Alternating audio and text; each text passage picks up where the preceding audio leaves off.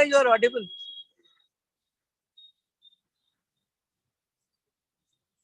Okay.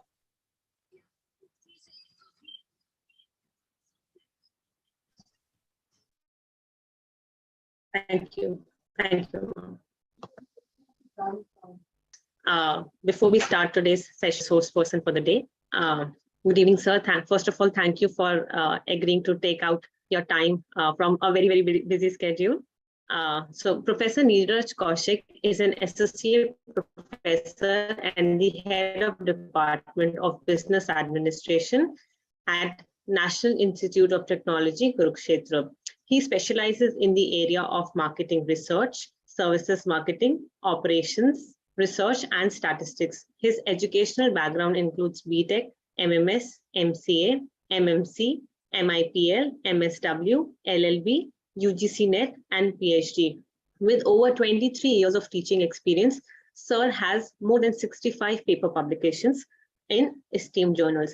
Sir has also been awarded with Emerald Highly Commended Paper Award in 2018 and also first prize in All India level National Conference on Research Paper Presentation, AIMA CME, New Delhi.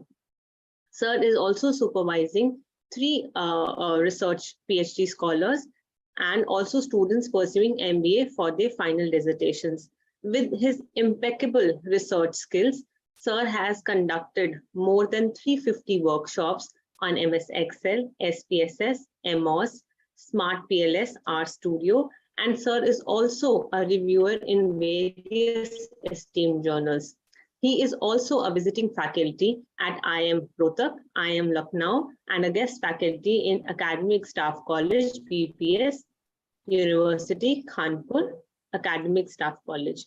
Also, Sir has his cyber presence felt through a YouTube channel with over 20,000 subscribers and 960 videos uploaded in the on various research topics, and also has a data analysis training Google group, which allows all the research scholars free, easy access to all the topics. Thank you so much, sir. Now, I would like to hand over to you for today's section. Thank you, Priyanka. I hope I am audible.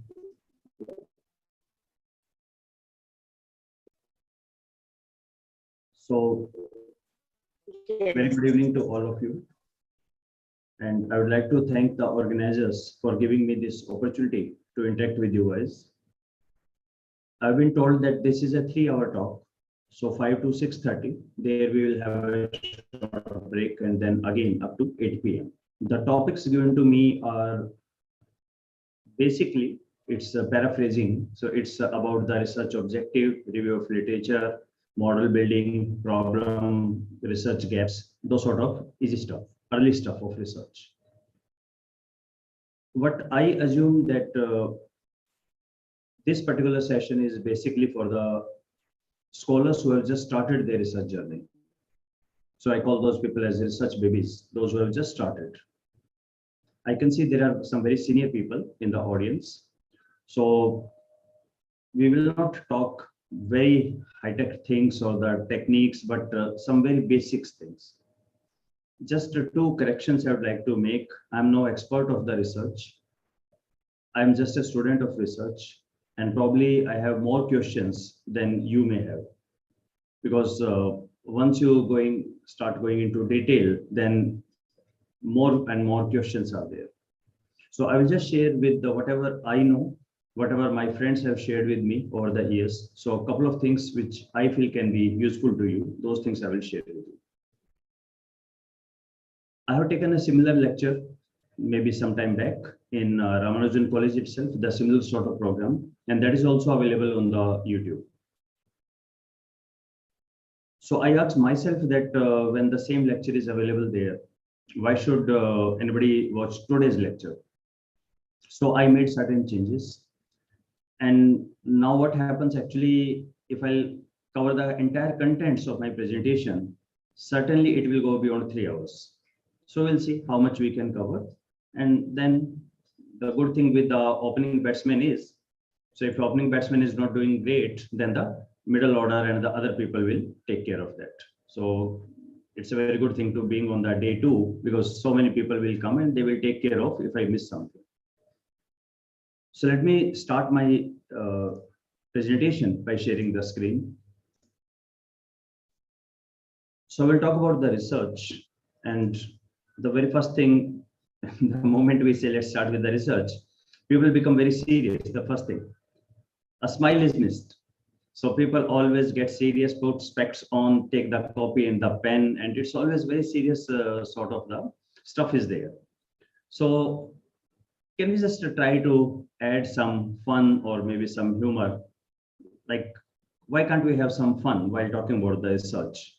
So I changed my title. Now it's research is fun. So one fundamental line I would like to say here, don't do research, live the research. There's a difference. When you do something, there's a different, and when you live something. You remember, if you are if you are in love, so you don't do love, you are in love. So research is very similar to that.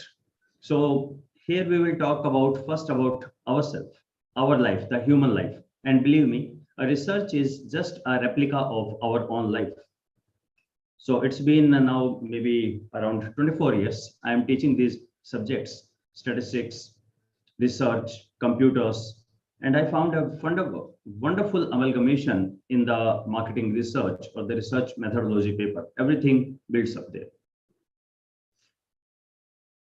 I must tell you, I'm qualification wise, I'm not from the statistics field, or neither I have any qualification related to research. It's been after teaching for more than 2 decades, I got certain things, I understood certain things, and now I see research in a totally different manner, in a very simplistic manner.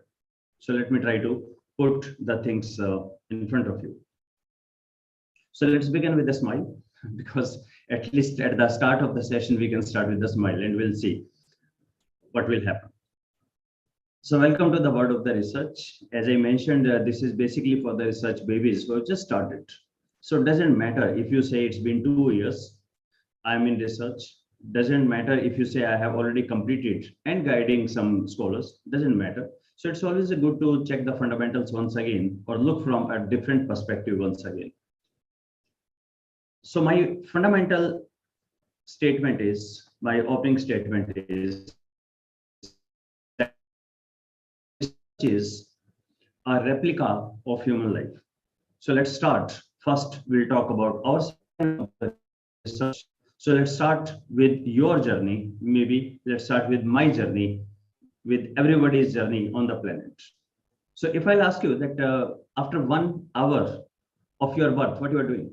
So generally in the face-to-face workshops, when I ask this question, people reply, we were weeping. So, well, if after 1 hour of the birth, if somebody is weeping, then it's a seriously medical problem. Most of the time, most of the cases, what happens, the mother as well as the kid both go into sleep, because birth is a very, traumatized process for the kid. So they sleep. But something remarkable happens in the very first hour, or maybe before that also. And what is that? That particular thing is, the first thing we get on the birth is, we got a name. Now, it's not a single thing, not a simple thing. It's an amazing thing. Though there are certain wonderful and learned parents which debate for 6 months what will be the name of the baby. But most of the cases, it is decided either prior to the birth or at the time of the birth, they decide. One more thing is there. You have a family also. The moment your mother and father are decided, the baby is born, a large part of the entire how the life will be lived by the baby, what will be the circumstances, and lot of things are automatically ascertained. The moment you have a name and the family name, your life script is obviously. And the second question, if I'll ask, what was the relation for the first 5 years? So don't tell me that you were learning ABCD in the first 5 years. No, absolutely not. So that's okay. Yes, we were learning about how to eat, how to stand, how to walk, how to do the various things, etc. But what you were constantly told was, about the relations. You remember that? Bolo mama, bolo papa, dada, chacha, pupha, bua, bhai, bhen. So all these were the human relations. So it take really a time for the kid to understand what exactly is meant by the grandparents. What is a nani? What is a dadi? Mama also got a mama. Wonderful. So all these relationships are taught, and in most of the cases that continue even after the marriage also. You keep learning the new and new relationships. But basically three things are very important. Name is very important. Your circumstances, your people around are important, and the relationship with the other are important. Have you noted we human beings are really fascinated with the names? For every single thing, we should have a name. So whenever we find a new star in the galaxy, we put a name. Do you know that all the names are actually exhausted now? So most of the names, whatever the names you could think of, because the stars are in million and the billion. So now the names are K1247 type. So we are actually giving them numbers because most of the names are exhausted. When we find a new hurricane is coming in the Bay of Bengal, we give a name. So when anything happens, a new virus comes. So everybody say, what is the name of that virus? So we are obsessed with the name. So every first thing will be the name. Okay. And when I say research is a replica of human life, so first we'll try to understand how we human beings, we deal in our working life, day-to-day working, and what is how the variable will behave. So in the human life, we have a name, and in research we have something called the variable, and variables are just the replica of the human beings. Whatever we will do, our variables will do the same. So we change over the period of time, our variables will also change. Variables, as the name indicates, ability to vary, they can change, and they have some resemblance with the human life is they never live alone, just like human beings never live alone. So Priyanka introduced me. So if I'll talk about Priyanka, and if I'll say, if we visit Priyanka's house, so whom you expect to be there? If all of us announce, if we say Priyanka will come, or unannounced, we visit her home, so who we will expect there? Would you expect Vicky Kaushal and Katrina Kaif there? Or it will be Priyanka's mother, father, siblings, grandparents, those sort of people will be there. So just like when we say Priyanka is living in a particular family with other people, where likewise, it is impossible. You talk about variable and you won't know that other variables surrounding it. There's a term for that, and that term is called nomological network. Nomological network means a variable lives in a particular network with other variables, and collectively they are called as the nomological network. For example, if I say performance, now the moment I say performance, if I'll ask on what factors performance will depend. So let's reduce it down. Let's say performance of a student. Let's talk about something which everybody can relate to, not something related to HR, marketing, or social sciences, our day-to-day. I think all of us are related with academics. So let's talk about performance of a student, like the marks of the students depends on what? Immediately you will tell, well, it depends on the interest in the subject. It depends on what you reproduce in the paper. It depends on your hard work, may depend on the teacher also, may depend on some sort of the study material or any coaching, etc. So it means it is impossible to talk about the performance without talking the other. It is impossible. So the moment you talk about the one, other are surrounding, just like the human being. When you say Priyanka, so there are the people around Priyanka. Likewise, the similar will happen with our variable. So most of the cases, we get very, very serious in research. I will say take research very lightly. So whenever you talk about any in our story, the main hero is the variable. So let's go ahead with it. Just like the human beings are related, variables are also related, and variables also live in a family. Variables also live in a family. So let's first. Okay, so let's first talk about the terminology which will come, and let's try to understand it in the simplest term. In our human life, we have a person. In statistics, we have a variable equivalent to that. So we'll say the persons are related. Okay, so we have a unique name. So we have a unique name. So some of the time we feel the Western society is so good. There is a mummy, there is a papa, and rest all are the uncle and the aunt. Well, there are brother, sister also, but then largely there are the uncle and the aunt. In a culture like India, it's such a mess because every relation got a name. Every single relation got a name, and at times it becomes so confusing. We have a name for everything.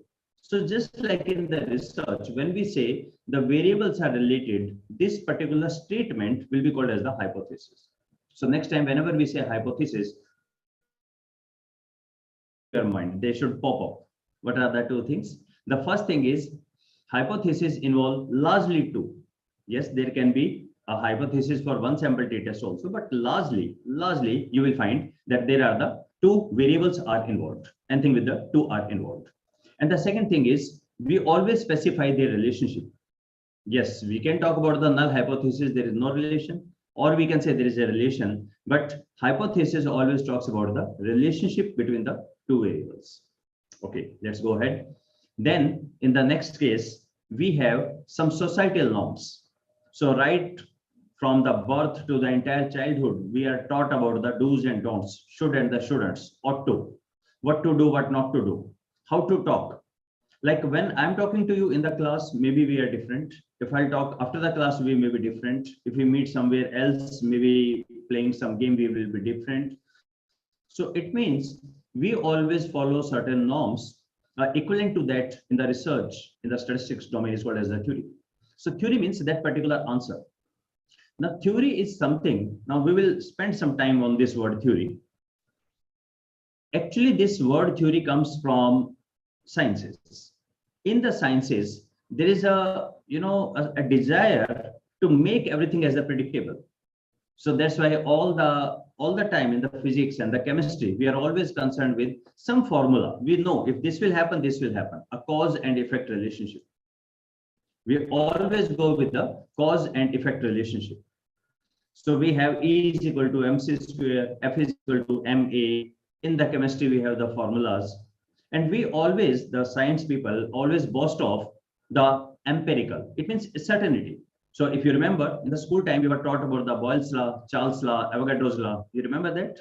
So they always say PV is equal to nRT. It means if this much is the pressure, this much is the volume, this is the temperature, they will behave this way every time. No matter whether you are in Antarctica or you are on the Himalayas, you are in Africa or India, that particular rule will always work. That's what is empirical, can be tested through experiments. But in our world, in social sciences, there are, we don't have that sort of rule. So there is always we don't have a law, like always this will happen. So we deviated from that rule of physics or chemistry or the laws of Newton and laws of gravity. We come ahead and we say theory. Theory means most of the time it happens. So if a person is satisfied, a person will go for the repeat purchase. Is it mandatory? No. There is a brand switching. People is satisfied, still go for something else. Look for the eatables. When you go out, do you always go to the same restaurant, order the same dish? May not be. You may go to the other restaurant and may eat something else. Perfectly satisfied, but no retention. So it means we work on the theory that largely it happens, not a rule, but largely it happens. So here also in social sciences, we talk about the theories. And ultimate objective is to bring everything into the domain of that predictability. Okay, then what? We have a person lives in a family, there is a relationship, we have some norms, etc. Family means now there are the various people and everybody is related to everyone and they have a different relation. So if there are the 4 people, so let me use my pen also here. So if I'll say there are the 4 person, so this is father, this is the mother, son, and the daughter. 4 people are there in the family. Interesting thing is, let's say their relation. This is a husband to this lady mother, but she is a wife. She is not husband, she is a wife. She is mother to both of them, but he is father to both of them. One of them is a brother, other is a sister. And for one is a son, other is a daughter. How many relations are there? Only 4 people, but sharing a number of the relationship. Wonderful. So likewise, a family means there are the various people, they have a relation, and there is a boundary also. A similar thing we call as the model. So whenever we say model, we have some variables, they behave in a particular manner, may call them as dependent, independent variable, may call as the predictor and the outcome variable, but there is a relationship that is called as the model. And now the question comes, so you live in a family, you have the father, mother, brother, sister, everybody, so everybody is there. So why and when you feel I should get married? When there are so many people, why you are trying for I should get married? What is that? So we say, well, maybe there are certain needs which cannot be satisfied in existing relationship. Maybe the physical, emotional, psychological needs are there, which we require some other person. We require a partner. We have so many people in the life, but still there is a gap. Something is missing. So likewise, the missing link in the research is called as the gap in the model. So our research always starts like that. So I always say research and marriage are very, very similar. In most of the cases, in both the cases, you don't understand anything, mostly. So it always starts with the gap. So these are the 4 terms which we will talk. The hero of our story is variable. Variable, anything that varies. So see, first we human beings divide everything into 2 parts. Anything that can vary is a variable, and that's our interest. Anything that's a constant, that's okay, we start using them. For example, sun rises from the east. Well, that's not a variable. Everywhere sun rises from the east, wherever you are on the planet. So we started using it. We made our watches as per that. So when the sunrise will be there, when sun sets, so we call it a day and the night. We have our watches. We started using them, but we don't find anything to research on that. But yes, my kid, what will be intelligence level of my kid? That can be a variable. What are the marks obtained by a student? That can be a variable. What makes me happy? That can be a variable. So all these things which can change are our interest area. Okay. So story is about the variable. Variable never lives alone. There are the fellow variables also, always. Because if there is any variable which you have absolutely no idea, then there is no research. Research means you are trying to figure out why it is happening, what are the variation, how it's happening, all those gambit. So variable, then there are the fellow variables. They are closely connected. That's called as the model. And they are governed by particular theory. And then you always start with some gaps, and then the research process will start. So this is the way we will start. Now, let's visit the family of a variable. So just like I said, let's go to Priyanka's house. So if we go to a particular variable, let's go to the family of behavioral intention, or simply called as the intention. So we find there is a theory. It's called the theory of reasoned action. It might be the same variable. Now, interesting thing here is, have you noted all of us live in so many different circles? I remember Amitabh Bachchan once said that all my followers on the Twitter are my extended family. So even, at 2 a.m. in the night before sleeping, he must write something on the Twitter. He says they are my extended family. I must talk to them also. So likewise, have you noted we have so many families, so many circles in which we operate? One is your very close family members, certainly. But see, we spend almost equal time with our colleagues also. That's also a family. We generally call it as workplace family. So that is also the family. Then maybe on the Saturday and Sunday, I go out with my friends, meet with some sort of interest groups. That's also sort of the family. Then there are the friends, school friends, college friends, alumni associations. These are also sort of the family.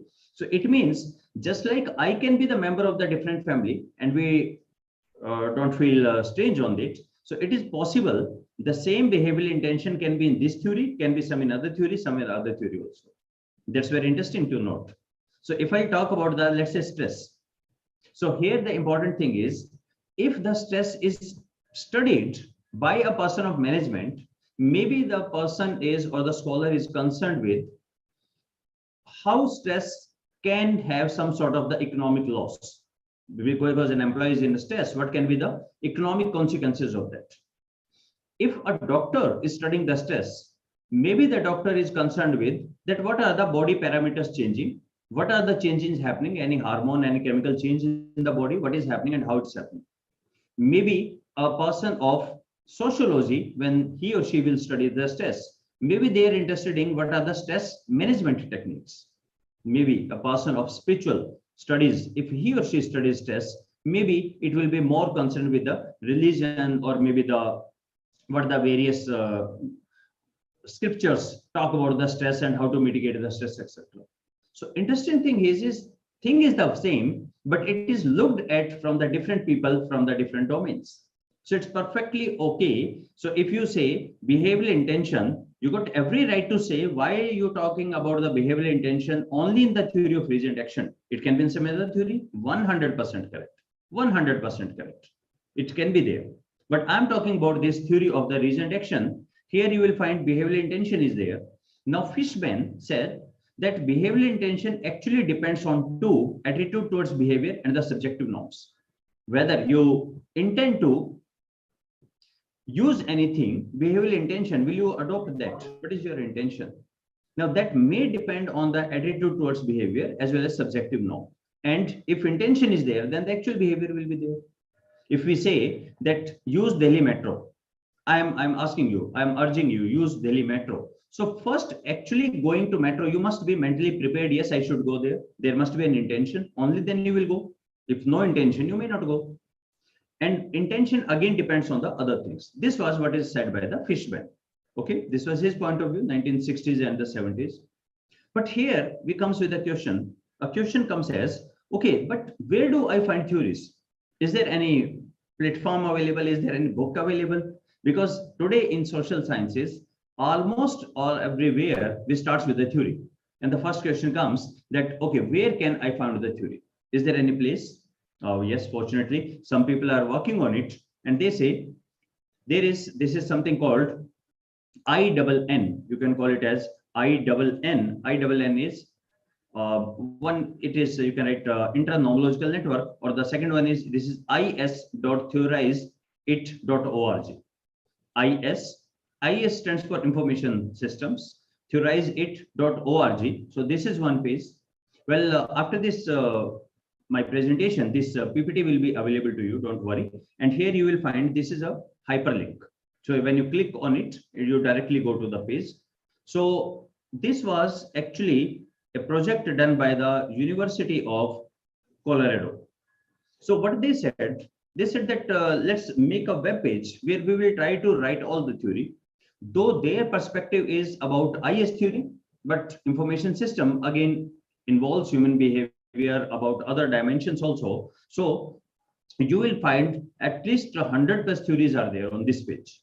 There can be other sites also. I'm just saying this is one where you find 100 plus theories are there. So absorptive capacity theory, activity theory, actor network theory, critical success theory, goal cognition,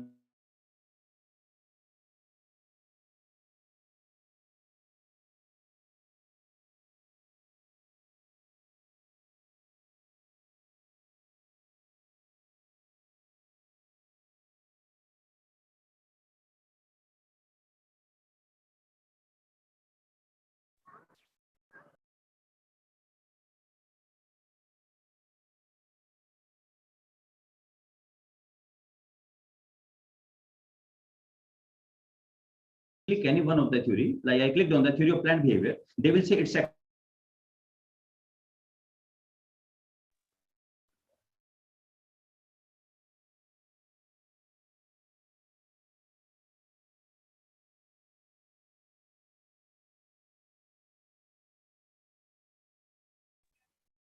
So I'm back. I hope my page is visible. Well, that's a very common thing in online presentations. So network issue and these things are very common. So wherever we will find, I will repeat that thing. So this is a schematic diagram. This was given by Ajay 1985, some articles which used this theory, and they are published in the good journals. So this is given on this particular page. So IS for information system .theorizeit.org. And second thing I told, right on the Google INN, internomological network, there also you will find how to define a construct and something about the theories. Now the question comes, well, theory is something which people have already defined. So theory is something which the people has already defined. How can we add something to the theory?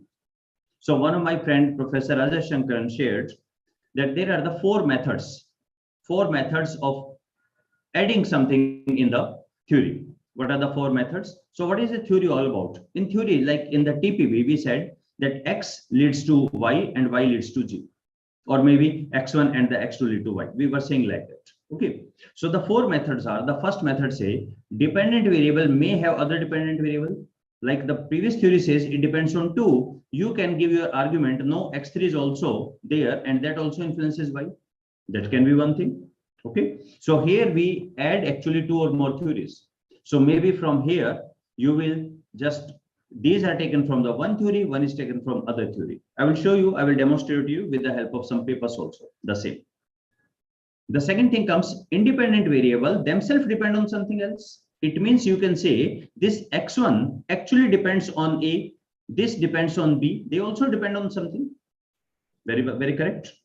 Likewise, the dependent variable also influence something. This G lead to P, that is also possible, yes. Because if actual purchase will be there, then there will be profit or good performance with the company. You can always elaborate that also. And then we can talk of something called the mediator moderator. The actual relation are the same for the different moderator.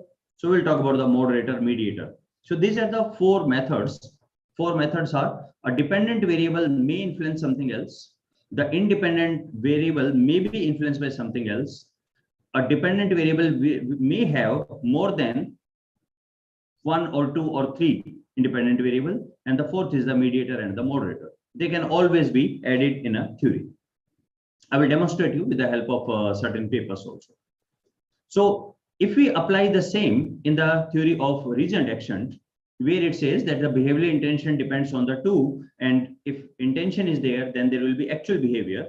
So here comes another person who said, no, there is a perceived behavioral control also, and that also influences the behavioral intention. And now, as an himself said, that now it becomes the theory of planned behavior.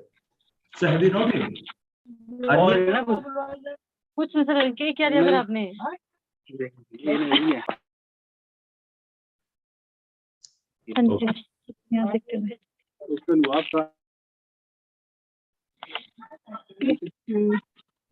So it seems Dr. Vikram wants to make some point. Okay, so just not, this was the theory of the reasoned action. Only one thing is added new, perceived behavioral control, and now it becomes as the theory of planned behavior, and this subsequently becomes adopted as the TAM, technology acceptance modeling, or UTAT. All those are the changes. So maybe the same variable you will find in different ways. So that's why this is the contribution. You always say, no, this is okay, but then there are more to it. So we always add the things, and this is the contribution. Going further, the second thing comes about the review of literature. So in the review of literature, what exactly we need to do? So there may be people who will tell you details of the review of literature, how you should commence, the methods, etc. But to me, as a student, it simply seems when I say the entire story is about the variable. So what we are looking in the review of literature, it's simply we are looking it as know our variable in detail. Let's know our variable in detail. What that means? That means how to define a variable. So sometimes it's called operationalization. So if I say stress, what exactly is a stress? You say it affects the person. What do you say person? Health of the person. How will you define the health? So health, whether it depends only on the body parameter, if your BP is in this range, if your blood pressure, sugar level, urea level is in this range, is that the health? But the health is something like the physical, mental, and the spiritual health. So how to define those things? What exactly is your take? Where you are starting from? That's the first thing in the, try to go with that in the literature. And that I will show you how fantastic things, how the funny thing it becomes. Scholars, they feel something like research is something, which cannot be answered or must be few people know. Nothing like that. It's actually very simple. You must know what is your variable, how to define the variable. That's the first thing. Second thing, how to measure it. Okay, you defined one thing, but how to actually quantify that? That's again $1 million thing. How to quantify? So see, there are few things which can be measured directly. So their science comes into picture. Please note, we have some units. You remember in the class 6, we start with teaching first with the units. 1 meter is equal to 100 centimeter. 1 centimeter is equal to 10 millimeter. Kilogram, area, distance, height, liquid, how to measure the liquid. So all these things, how to measure is the first thing in the sciences. And then there is a certainty. But here in social science, it's very, very difficult. We will talk about it in detail in the section of measurement, how actually we will measure the thing. That's the $1 million thing here. And the third and the most important thing is relationship between the variables. So basically, we are looking for relation between the two variables. Now, most of the cases, what happens, we don't do the review of literature. You will find in most of the cases, particularly in the state universities, well, no offenses, please, we don't do the review of literature, we do the collection of the study. Our entire emphasis is the take as many studies as you can. So we'll write Gupta 2020 has done this study, Sharma 2019 has done this study, Singh has done this study, and the Bedi has done this study. We write paragraph by paragraph for one particular study, paraphrase it, write it, and write 25, 30 pages with that. No, it's totally different. It's not the review of literature. You can call it as the collection of the study. So what is review of literature? Review of literature, see, my humble request is don't emphasize on the person, emphasize on the variable. People are not important. Whether Singh had said or the Gupta had said is really not important. The important thing is when you say that as the stress increases, performance decreases. Relation between the variable, as the stress increases, performance decreases. Question comes, so who said it? You can't simply say, I believe so. No, who said it? Has someone ever empirically founded it? Yes, there are the people, then write. So whether you write 5 people or 25 people, doesn't matter. So if you write 3 to 5 people, that's more than enough. No need for write 125 people have said it. Absolutely no. If that you can show 3 studies that this relationship exists, then that is more than okay. Show 5, more than okay. So go with the variable, don't go with the people. Don't write the studies and studies and studies. And at the end, we have to write a customary one paragraph. As is clear from the above, there exists a gap. No, please. You can do your study, but this will not be published in the good journal then. If you want a good publication, in that case, you should focus on the variable. So 2 things we talked about, that how to measure a variable, how to define a variable, and equally good is, third one is how to measure a relation. What the previous studies say, relation between the variables. Go ahead with these 3. So after concluding, what you will say, when you write a particular paragraph that this relation is there. Okay, someone want to ask a question?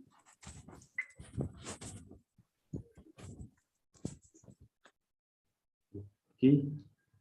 May I request all of you to please mute your mics, or the administrator, please take care of that. So what we will do at the end of the review of literature, it should come up with the hypothesis every section. So a quick couple of things about the review of literature. When you write the review of literature, number 1, it is always written in the sections. It's always written in the section. So it means you will write first, leader has an influence on the performance. So one section about it, write all the relevant study, and then it will come hypothesis, not the null hypothesis, directional hypothesis, leader influence positively on the performance. Second may be stress and the performance. Stress has a negative effect on the performance. Then the third section, fourth section, and then you combine and make a model for that. Now, a good thing is that since we are talking in the 2022, so there must be some new tools available. There are n number of things which I can tell, which other resource person will also tell. But I would like to share here something which one of my friend from Pakistan, Farhat Ali, shared with me. So let me show you something with this. I have a YouTube channel with the name Neeraj Kaushik. Here, one of the playlists is Learn from the Experts. Well, somebody can please confirm whether this is visible. I can see only Ashish here. Ashish, it's visible, YouTube page? Not visible? Okay. So maybe I should share my entire screen. Okay. Now check it out, visible. Okay, thank you. So on the YouTube, you can simply write Neeraj Kaushik, and then from one of the playlists is the Learn from the Expert. In that, you will find some video from Farhat Ali. These are the use of AI in ROL, use of artificial intelligence in the review of literature. So there are wonderful videos here by different experts, like theories are there, some discussion on the paper, how to write the literature review, types of literature review, qualitative, etc., etc. These are there.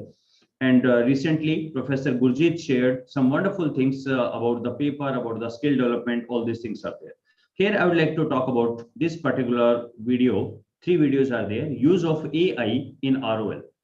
Use of artificial intelligence in review of literature. So let's go to the first one. First such site is there, Research Rabbit. Its name is researchrabbit.app. Now, a good thing here is, if you play any of the video here, just below the video, so Farhat and Awais, they are both from Pakistan, and Awais was on higher studies in US, and Farhat was in UK, Cambridge University. So just below that, you will find a page is there, drive.google.com. You can click on it and you will find a complete, let me see, this page, this file you can download. Here, all the sites are given. You can just explore. These are number and number, because if I take session on it, it will again be 3-4 hour session. You explore yourself, or Farhat has explored all of them. The first one is the Research Rabbit. Let me quickly show you what Research Rabbit is all about. So make an account simply. That's a free of cost. This sort of page will come. Click on the new collection. So what do you want to search? I want to search about, let's say, marketing. Now add paper. Okay, add paper. It says, do you know anything? Do you know about a title of a paper? Maybe DOI, maybe PMID, or any keywords, whatever you know. If the title of the paper is there, you just write one paper you require. All you require is the one paper on that topic. Even if you don't have a paper, don't worry. Let me see. Can I find something about the digital marketing?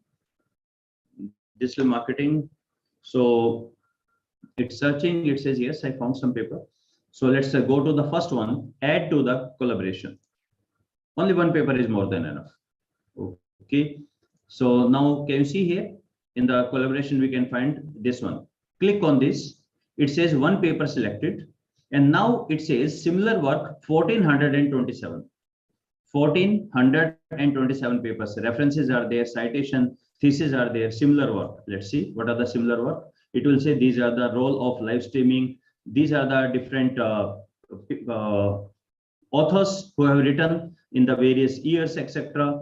You can click then live streaming. It will show you the paper, and go on sort of a thread, and you will find so much of the literature. And mind it, it's a free of cost. So you can just explore all this. And actually, Farhat has explained in much detail how to use the Research Rabbit, how to go for the insight, INCITE. Insight. Now, what happens? Sometimes people say, I'm writing a paper. I don't know how to find the relevant journal. So here they will tell you these are the papers which publish on with these keywords, etc. You can go for that also, so that you can explore. So wonderful things are there. I leave it to you to explore all those things. Connected Papers is a wonderful site. It gives you other paper. Well, Google Scholar, obviously everybody know. Some journals are there. So summarizing tool, Scholarship. This is just a wonderful paper. Just let's see, try to see this one paper. Scholarship. And in that, let me try to AI powered article summarizer. What it means? It says, try it now. It says that you upload a paper, if you have a paper, or give a URL of the paper that this is the paper. I don't have the time to read the 20 or the 25 pages. So I am asking computer, can you just give me a one-page summary of the paper? You remember sort of extended abstract.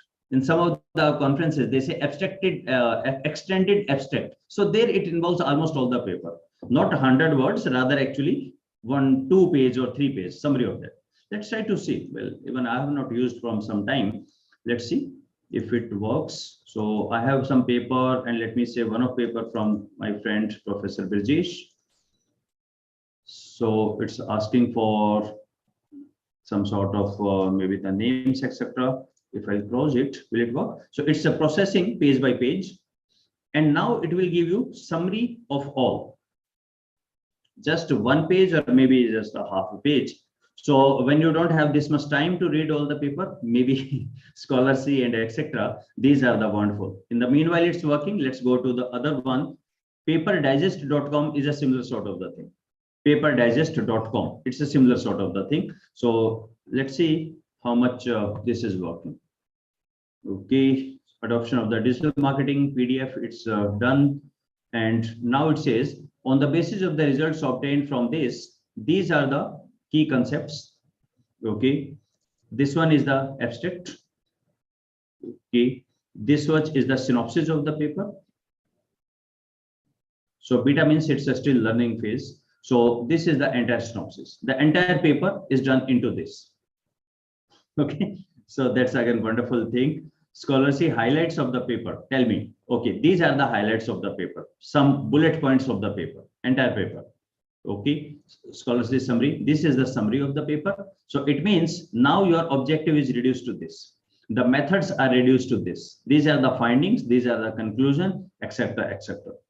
And some wonderful things are there. Comparative analysis. Now this is a wonderful thing, amazing thing. What is that? It says builds on the previous research. How this particular author, Professor Brijesh, has built up his argument, builds on the previous research. How he builds up, how to writes from the as taken the data from the previous studies, how he writes the things, builds up on the previous study, builds up on the previous study. Okay, all build up, previous study, etc. So comparative analysis means it will where the reference is taken from the others, how they have done it. So that's again a fantastic tool. Okay, and then what else is there? So all sections. In the all section, now you can see key concept, abstract, etc., etc., whatever you want to see. So introduction in very short, this is the introduction. So that 2 pages is done only in the 1 paragraph. Maybe the study subject and the analysis. This is the analysis. Now, some of you might not be very, comfortable with the studying about the less than 0.5, less than 0.10, etc. So it will give you in summary of that, just like the bullet points, entire paper. So a fantastic tool is there, Scholarly, and likewise the second is there. I mentioned it's paperdigest.com. So this is available. This PDF file is available just below this video. Where is that video? Use of AI in ROL. And just below that, it's available. You can use and you can watch the video by Frahat. He's explained all these things in detail. Recent paper by 100 authors, important recent papers, who are the people who are writing, which are the journals which are publishing this sort of work, and so on. So you can explore all of them. So let's go back to our work. So this was the name of the playlist is Learn from the Experts and Use of AI in ROL, in Review of Literature. Okay, so I will focus here. I will take some time to focus on the 4 or 5 words which people hear about. Maybe the scholars, they say, well, what are these terms? There are a lot of workshops happening on these words. After ROL, just immediate next thing comes with some sort of the techniques. So what are these techniques? The first is the hypothesis formulation. That's a very common. So the moment you go for the review of literature, you know about your variable, you find out their relationship, and you write about that. Let me show you one example of the same. So this is the paper which I have just uploaded on Scholarship by one of my friend, Professor Brijesh. He is in Pune, College of Engineering, Pune. The paper is Adoption of Digital Payment System in the Era of Demonetization in India. So he write about the introduction, he write about the research questions, about all these things. It's one of the fantastic paper, and in one of the video, Professor Bijesh has explained in detail how a paper should be written, taking this as the example. So how the theories are there, we'll talk about that also. So he starts with the two theories. One is unified theory of acceptance and use of technology. See what the basic paper is, this study is all about. Adoption of digital payment in the era of demonetization. Now he argues, one is a natural change from the cash payment system to the digital. It happens over the time. But India, it was a forced change. You remember when the demonetization was there, government said we want to promote the digital payment system. So some incentives are given when you actually go. Some 2-3 month duration was given. So if you go, there are a lot of incentives are there. So it's two things are there, digital payment adoption, but in the light of demonetization in India. So now two things will happen. See, what are the two things? If you just argue, one thing is people like to go, people want to use new technology. It's very fun. Some additional discount is there, and it's that's okay. That it's everything is in white. Government know how much and where we are spending, but it's very comfortable. Keeping cash is a tedious job. So this is one. People go for it. So for that, you must be comfortable with the technology, use it, card, credit card, number, etc. Younger generation want to explore. Older people, they are always apprehensive, whether it's safe or not, whether it will be hacked and so on. At the same time, there is one more theory, that's IRT, innovation resistance theory. So whenever a new thing comes, there are always some resistance are there. Now, Professor Brijesh says, can you see there are the two different theories happening? One is unified theory. Just check it out. One, it says there is a unified theory of acceptance and use of technology, the push factor, why people go for that. And the other thing is innovation resistance theory, the retarding factor, why people don't go for that. And he takes both into consideration. Now he says theoretical background and hypothesis development. Let's see one by one. This is his model. This particular part comes from IRT, innovation resistance theory, and the upper one comes from the second theory, the UTA-UT. And from both, he says the actual usage depends on that. Now he says here, hypothesis development, let me just zoom it a little bit. Relationship between performance expectancy and behavioral intention to use the digital payment system. Now, actually, we could have gone for a particular section in this session that how to identify a variable. From a given statement, how to identify a variable. But here, let me just take it that you understand performance expectancy is a variable that can vary and behavioral intention is a variable.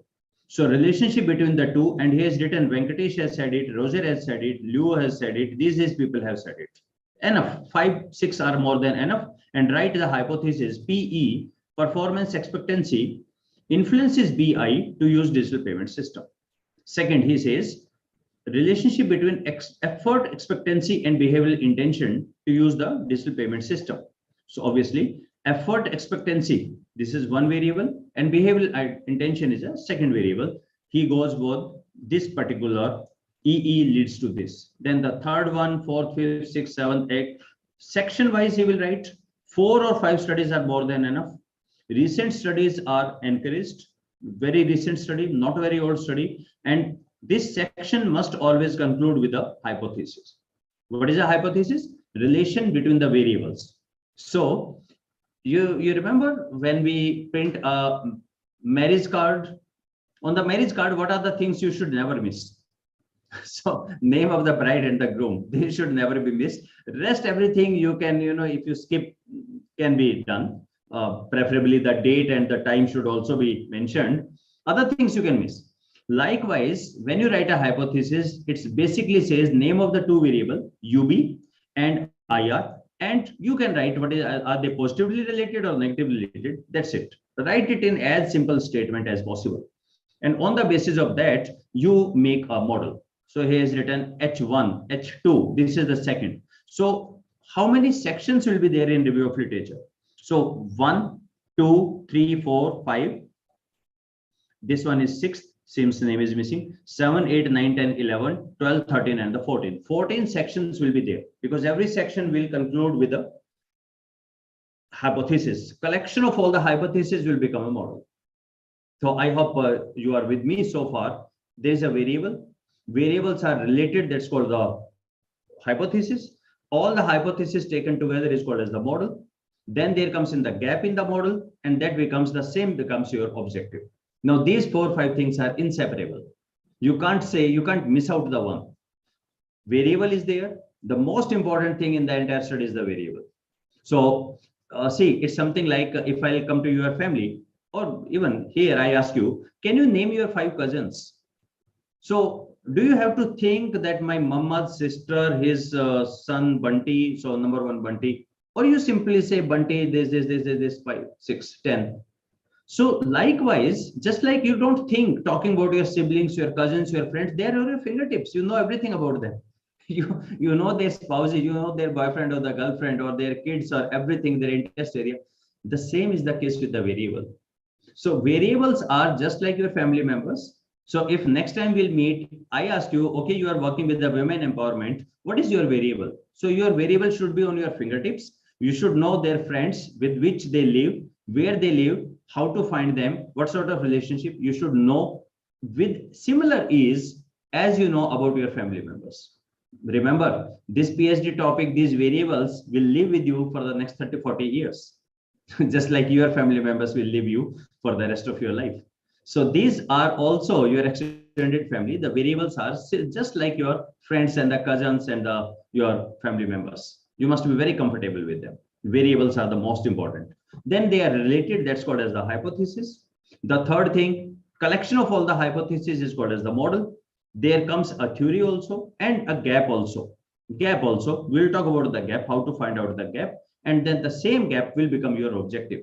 So it's really hilarious when we meet the scholars and scholars say, sir, can you please help me in writing my objective?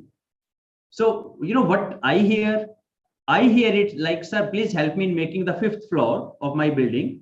And we ask, is there any ground floor? Is there any basement or something, foundation? No, that I will do later. Let's start with making the 5th floor. How old fashioned every time, even in the 2020, you are talking about first go for the foundation and the ground floor, etc. So old fashioned. Let's start with the 5th floor.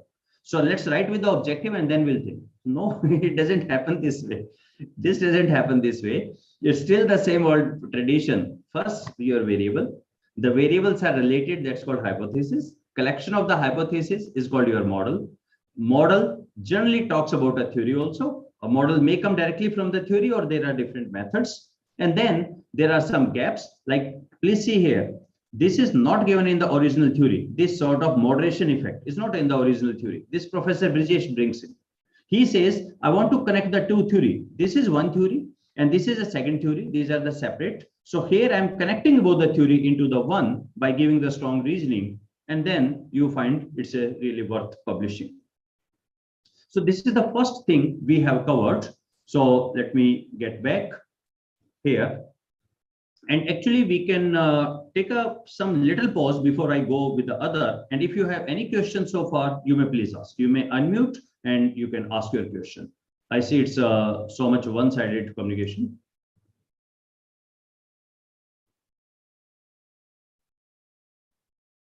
There is somebody asked a question that can you explain the same with the help of the social sciences, sociology or the political science?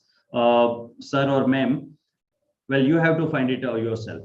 Because one thing I can see the studies of 2 types. The one sort of the study is where everything is quantitative, second is qualitative. So once I asked this question to one of my friends, he was a professor in English. I asked, like, what do you do in English? So he said, we also do research. How come? What do you do actually in the research? Because we have t-test, ANOVA, chi-square, regression, correlation. What do you do? So he said that, see, in English, basically, it's your point of view. So he gave me an example. He said, see, look at the Mahabharata. and look at the various characters. Draupadi. So what do you think about the Draupadi?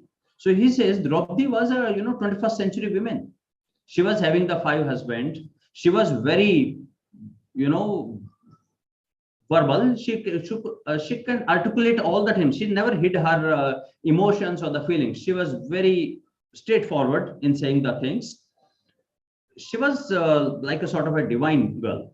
So she's very like a 21st century girl. So we just think of Draupadi in the 21st century, how it will be, or the girls there.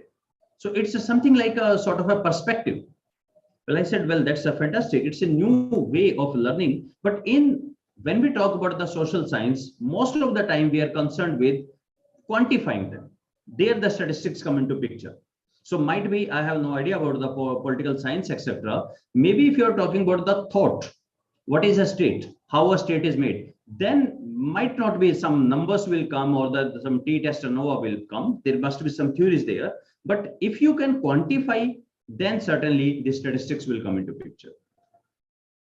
So any other question, please? How to understand my hypothesis is correct? Well, see, hypothesis, the meaning of the word hypothesis is, if you look for the literal meaning, hypo means less than. Have you heard of that fantastic book, Word Power Made Easy by Norman Lewis? Strongly recommended. Word Power Made Easy by Norman Lewis. The word literal meaning of the hypo is less than or under, just like the hypodermic needle that goes inside the needle skin. Hypo is less than or under, and thesis means generally held view. So hypothesis is a view which is not yet fructified, not yet confirmed. It's a starting point. It's a starting point. So we never say it's my hunch, I believe so. So what we'll do, we say we take the previous study, and on the basis of that, I feel this might happen, might not happen. I'm not saying this will happen all the time, might not happen, but generally previous data has said it. Like most of the people say when the stress is there, performance go down. Do you know, actually the graph is not like that. Actual graph is like this. When the stress, this is the stress, and here we have the performance. Actually, science now says when stress increases, performance increases. You remember your viva, your interview, because you are in stress, you are doing fantastic. Only thing is, whenever you talk about the stress, one more thing will come into picture, and that is your coping mechanism, your ability to withstand stress. If it goes beyond that, then this is called as the distress. The first portion is called the EU stress, and that is actually good. So as the stress increases, your performance increases, but only after a particular time when you are not able to cope, then it becomes as the distress and the performance decreases. Now, this is something we can take from the previous literature. I can say, okay, let me work on the working women and see, is it applicable to them? Is it applicable to the automobile people or maybe the IT sector people? This is way I am taking the data from previous. So there is no point in saying hypothesis is right or wrong. It simply says hypothesis is built on some previous literature. I'm saying that. And I admit myself, might be it is wrong. Might be it is wrong. So recently, Professor Gurjeet, she is a professor and head in Department of Commerce, Jammu University. We did a session. She explained one of her paper, and her paper was, see, we always say satisfaction leads to positive word of mouth. Yes. If you are satisfied, you will say good or bad thing about that particular service provider. You will always say good thing. She says there is a case, satisfied person will always say bad things. Can you think of that? She says this is the case of the boutiques, etc., where a particular customer wants to feel differentiated. She says that since I'm a woman, I understand we go to different boutique, we design something for ourselves so that we want to look different. Because if that is become common, then there is no differentiation on the part of the consumer. So she says there is a particular phenomena, particular exception in case of the boutique, etc., where the customer want to be differentiated. So if he or she is very satisfied, she will speak very negative about that service provider so that very few people will go actually and her differentiation is maintained. Now, this is a wonderful thought. Nobody thought about it. But again, she says it took me a long time to publish because people was not ready to believe. She have to give argument and argument and argument and write, and it is published in the A-star journal, A category journal. But the point here is Hypothesis, we always say it's a starting point, may be correct, may not be correct. We are not saying that this is correct. I hope I'm clear on it. Okay. Nomological. Nomological network means, just like if I'll ask about you, Reena, then who are the people who are around you? So that is your nomological network. First thing, please say, nomological means namesake. Nomological, the literal meaning is the namesake. So who are the around your network, the people around you, that will be called as the nomological. So Reena, if I'll ask you that happiness in marriage depends on what? So what are the things? If our objective is to get happiness in marriage, what are the other things which should be around? Okay, so maybe adjustment, maybe sort of the caring for the other, love for the other, maybe some sort of understanding with the spouse, with the family members. So likewise, can I say GDP of the country will have an impact on the happiness on the marriage? Absolutely not. It is not belonging to that one. Can I say that the experience of the person in the corporate will have an influence on the marriage? May not be relevant. So it means straightforward, you will say, if this is the thing, these are the thing around, and they will have the impact. That is the nomological network. It's mostly common sense. You can think about them. Rajesh ji asked, can we have hypothesis for qualitative or explorative research, or it can be done? Rajesh ji, I'm very sure about the quantitative part. Qualitative part, I hope the other resource person will come in the days, because my area is quantitative. So they will speak about the quantitative. So can you take or can't you take it? They will speak about that. Okay. Any other question? If I miss any question, can we make a model with 1 or 2 hypotheses? Minimum 2 are required. One hypothesis, A leads to B. It's not called a model. Minimum 2, 3, 4 can be, should be there. Should be there. Okay, so let me go ahead and talk of something else. A second thing which are getting very, very popular nowadays, bibliometric analytics. So what is a bibliometric analytics? Biblio means books. Metric means to measure. So literal meaning is to measure about the books. So what will measure about the books? So we are saying, see, you take a paper, from the paper, remove the content. See, from the paper, remove the content. What you are left out with? You are left out with the title of the paper, author, designation of the author, affiliation of the author, university, state, country, etc. Keywords, then co-authors, country, etc. Year of publication, journal name, volume, issue number, etc. When you do a study on this particular thing, nothing about the contents, only about the citation information. You understand citation information? What we'll give in the citation? We write the name, surname, like Neeraj Kaushik has written. So Kaushik.n 2020, name of the paper, name of the journal, volume, issue, etc. So going ahead, all the co-authors, their country, their affiliation, etc. Only doing the analysis by the citation, it is called as the bibliometric analytics. Now the first question will come. Why somebody will be interested in studying the bibliometric? Well, in 2020, it comes like a fad. Everybody is talking about the bibliometric. So many workshops are happening. Everybody is writing. And now 2020, it's sort of out of date. Not many papers are getting published. But one wonderful thing is there with bibliometric. What is that? Bibliometric analysis will tell you about your topic and how it is taught. So when the first paper was published on this topic, when was what was the decade or the years this was in boom? Is it coming down or is it going further? All these information are told by the bibliometric analytics. Let me share one paper by another of my friend. It's Professor Pooja. Professor Pooja is in Delhi. So I think that was the paper. So the paper is, she's Professor Pooja Goel from Shahid Bhagat Singh College, Delhi University.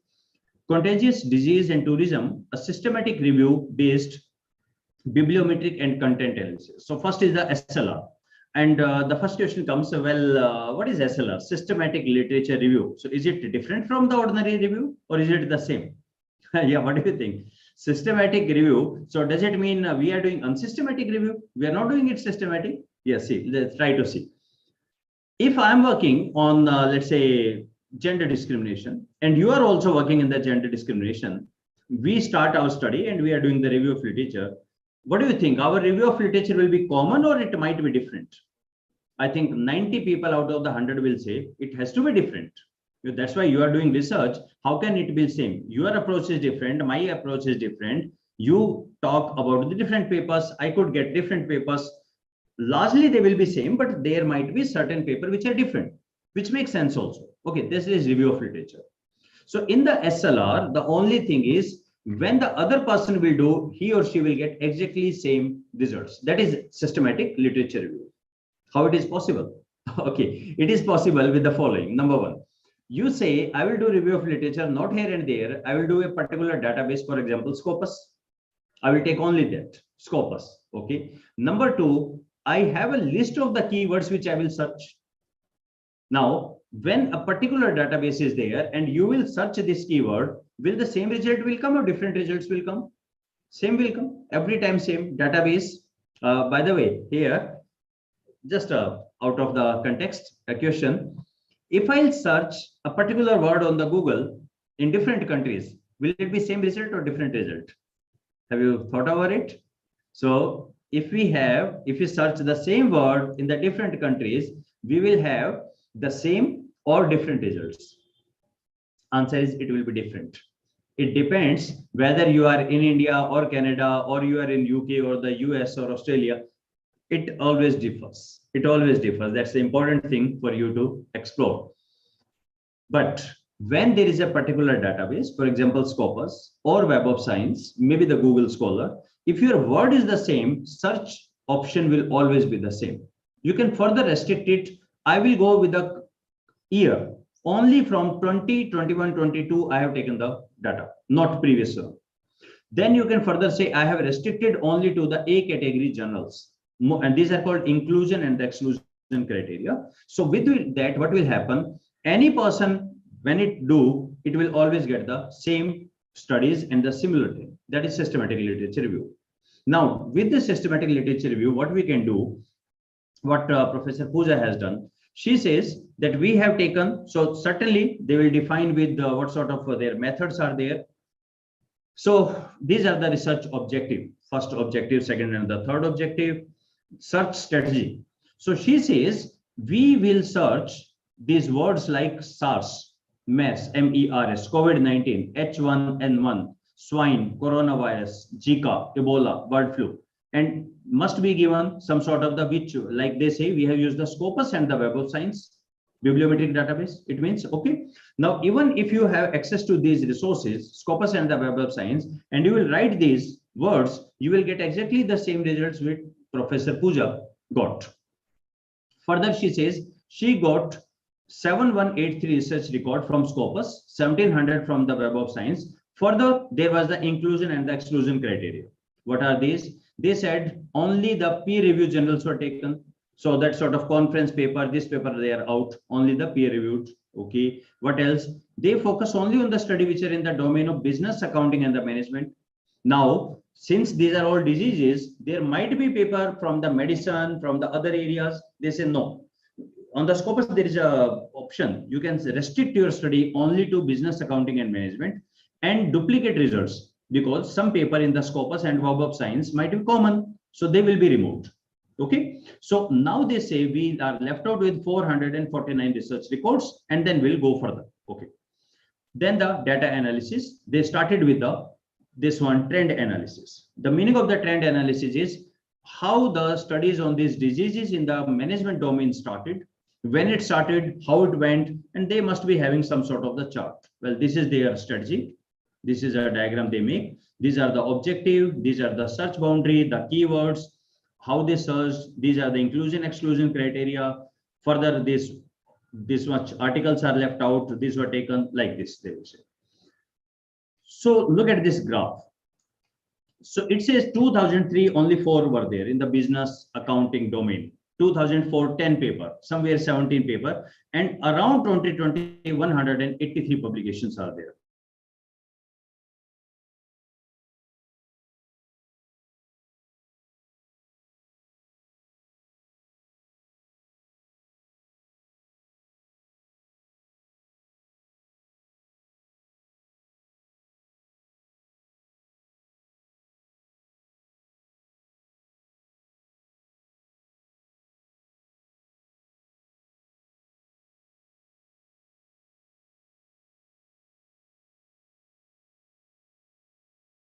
83. So you can think of, okay, this is something which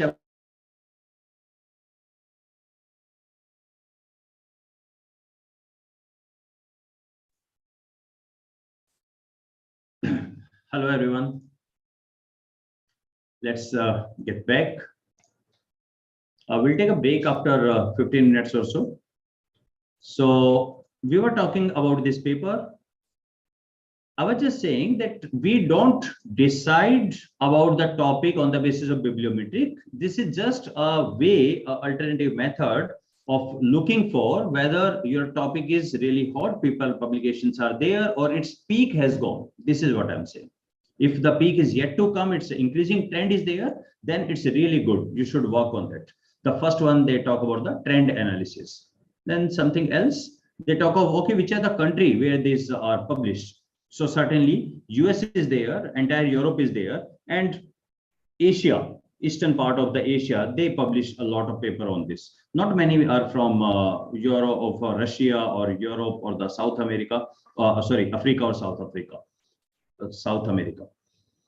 Affiliation standard, this, which are the general quality, author influence. These are the Northern Europe region, publication, America, Africa, these are the things. So all citation, most frequent journals, these are the journals that publish a lot of these things. These are the authors who publish a lot.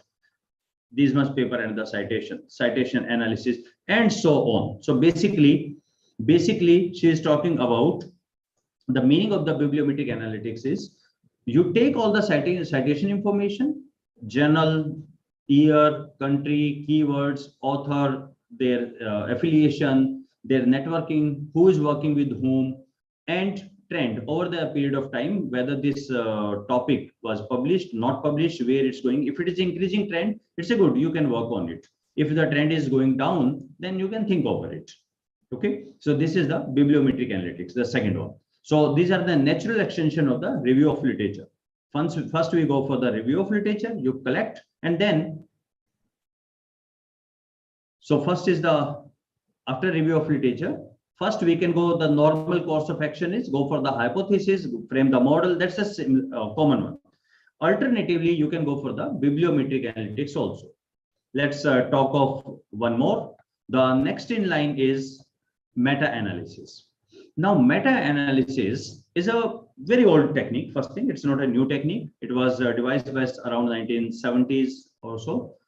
Meta-analysis, in simple says, number one, meta-analysis works on a pair of variable.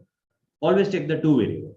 Let's talk about it. If you say that the stress has a negative effect on the performance, okay, my question to you will be that, dear, tell me what is the amount? What is the correlation between these? Because people have done the study in the last 40, 50, 60 years, or maybe 100 years now. So what is your overall conclusion? How much is the magnitude of that effect? Is it high effect? Is it low effect? What exactly? And is it positive, negative? So what you do in the meta-analysis, we always take everything possible, everything that is published. Meta-analysis is the only analysis. We don't simply say we will go for the Scopus Web of Science. Even the conference paper are taken, book paper are taken, the rejected paper are taken.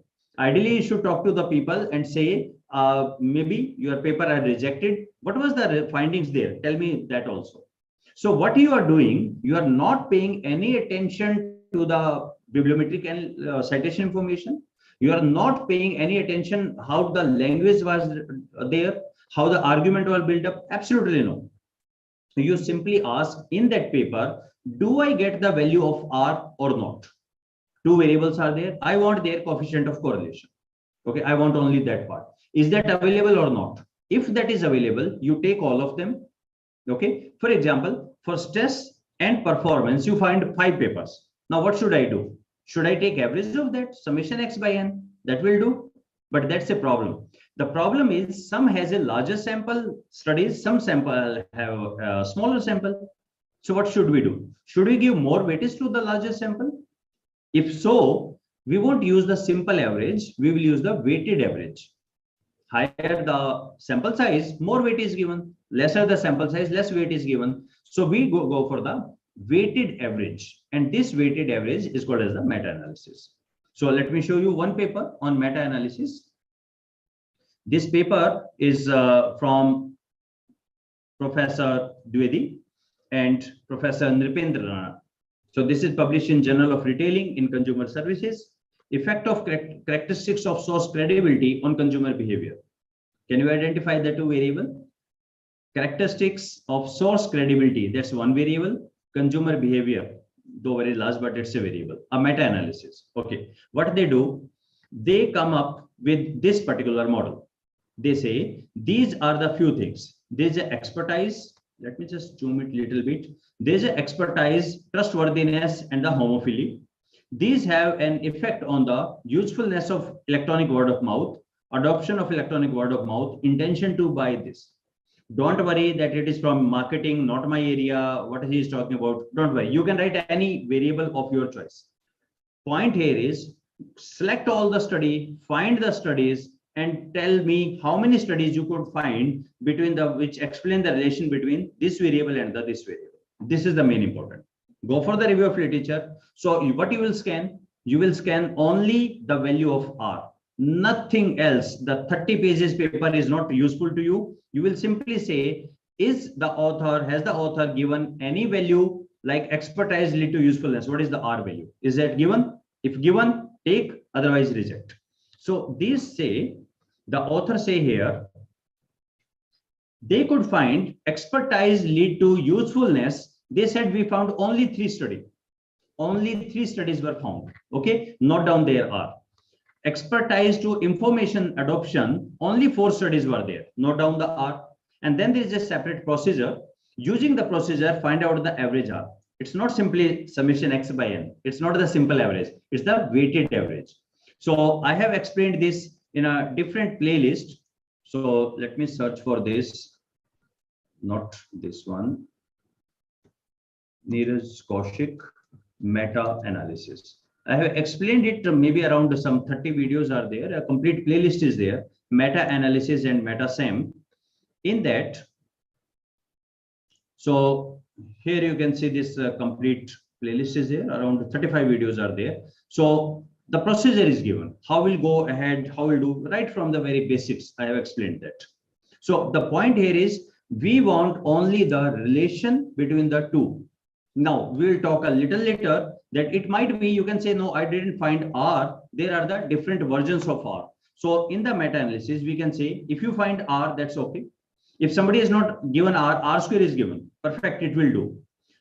Well, I assume you know about the statistics. That's why meta-analysis is something that should be discussed at the last. Because before meta-analysis, before starting meta-analysis, you should know everything in the statistics. If you know T value, if you know ANOVA value, if you know chi-square value or the cross-tabulation value, anything that specifies relation between the two variables, that is fit case for meta-analysis. Only remember 2-3 things. Number one, 2 variable. It starts with the 2 variable. But just now I have shown you a paper. There was not 2 variable. There are many variables. Check it out once again. Are you able to connect with this? Expertise leads to usefulness. Only 3 studies they could find. So they will write there. There is a procedure. There is a file, Excel file. You write R given by the 3 study and N. Only 2 things you require. How much is the sample size of every study? How much is the coefficient of correlation of every study? Write in an Excel file and that will compute this value as 0.459. Then take second. Expertise lead to information adoption. 4 study they could find, the average comes this, and then you will put it on this diagram. You will say overall, what I could say, expertise lead to usefulness, and the correlation is 0.459, and it is significant. That's it. This is about the meta-analysis. Meta-analysis is always done for a particular relation. You can do it for second relation, third relation, fourth, fifth, sixth. That's okay. But one time you will do it in for one particular relation. And what you will find in the previous paper, only results you will find. You will not give any attention to how they have written. Was there a beautiful English or there were hiccups in the English? What was how the review of literature was written? What was the hypothesis list concerned? We are concerned only with the whether R or any of the substitute of the R, like the beta, T, ANOVA, chi-square, are they given between the given pair of variable? If it is, this will be helpful to you. If not, reject it. That's why meta-analysis is the only technique which asks to not only go for the Scopus Web of Science, rather any third grade journal, fourth grade journal, unpublished paper, students' dissertation work, conference paper, anywhere you can find somebody talked about two variable, you should be concerned with that. You should include that in your study. That is the meta-analysis. The common word we talk about meta-analysis is summary effect. The summary effect means overall, where as of today we stand, what we will say, what is the relationship? If you say leader has an effect on the motivation, leader motivates the people. Okay. In this case, I will say, okay, what is the relation? Is it a positive or negative? And what value you will get? So you will take the data from so many years, so many study, and then you will combine it. And that combination is called as the summary effect by meta-analysis. This is the, after review of literature, this is the next one which you can do. So the good thing about meta-analysis and the bibliometrics is both are on the previous data, no data collection required. That's why PhD students in the first year, they often write paper about the meta-analytics or meta-analysis or the bibliometric analytics. Okay. Any questions so far? Anything? Voice is not audible. Okay. That's a very frequent point in online. Voice is not audible or the connectivity issue. You can ask your question. If you miss something, you please ask your query.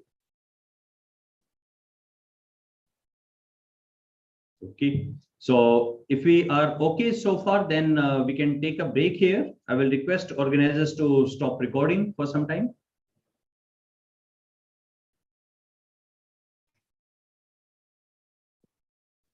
Sure, Okay. sir. If somebody want to ask question, you are most welcome. And organizers can tell how much is the duration of our break.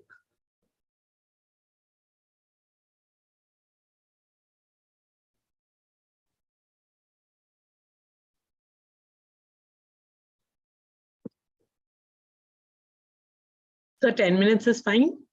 Yeah, perfectly okay.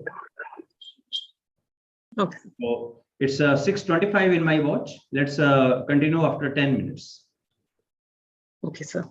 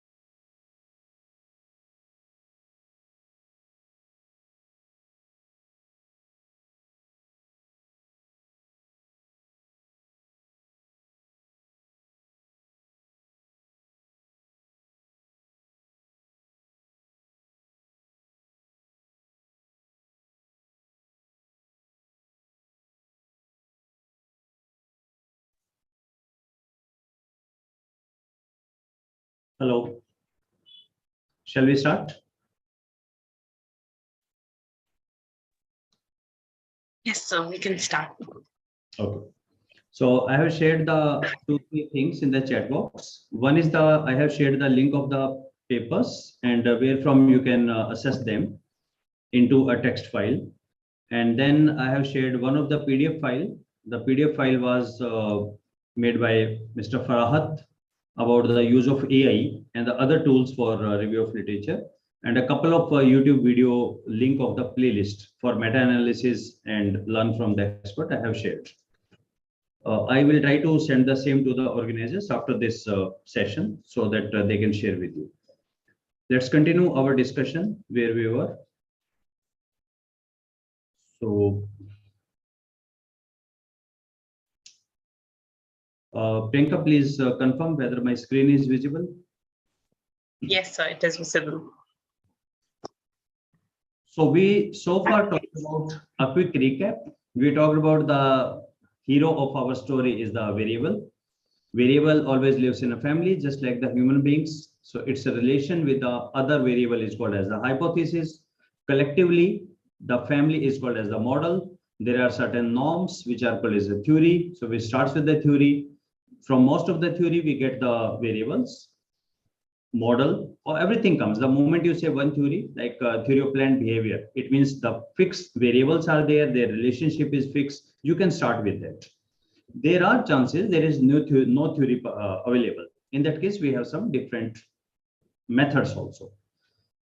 So you may start with the review of literature. This is basically about the relationship between the various variables. After identifying, we generally start with these days, we say SLR, systematic literature review. We fix a database, we fix the keywords, year, type of journals, and so many, and English language only. So we put these criteria and the remaining studies we take and we go ahead with that. One is normal method, hypothesis formulation. I have shown you paper of Professor Birjesh. Paper was on digitization after demonetization. So that talks about the various variable, their relationship, hypothesis, summation of all the hypothesis becomes model. He added the two theories because sometimes scholar ask that is it possible that we connect the two theories? Yes, it is recommended. And then he made a model and gives the novelty, what is the new in my model, what new I bring to the table. And then he goes on further with the sample and the techniques. A second method is when you simply go with the citation information. You say we are not looking what's there inside the paper, what they write, how they write. You say I don't give anything to that. You simply look for the citation information, title of the paper, author, keywords, affiliation of the author, co-author, their countries, the year, the journal, etc. This is called as the bibliometric analytics. What new things bibliometric analytics will tell you, it tells you about the trend, whether these keywords, these topics, whether people are still talking about it or its peak has gone. People were talking earlier, now they are not talking, or maybe it's on the rising trend. So it gives you how hot your topic is. Third is the meta-analysis. Meta-analysis simply looks for one thing from the entire paper.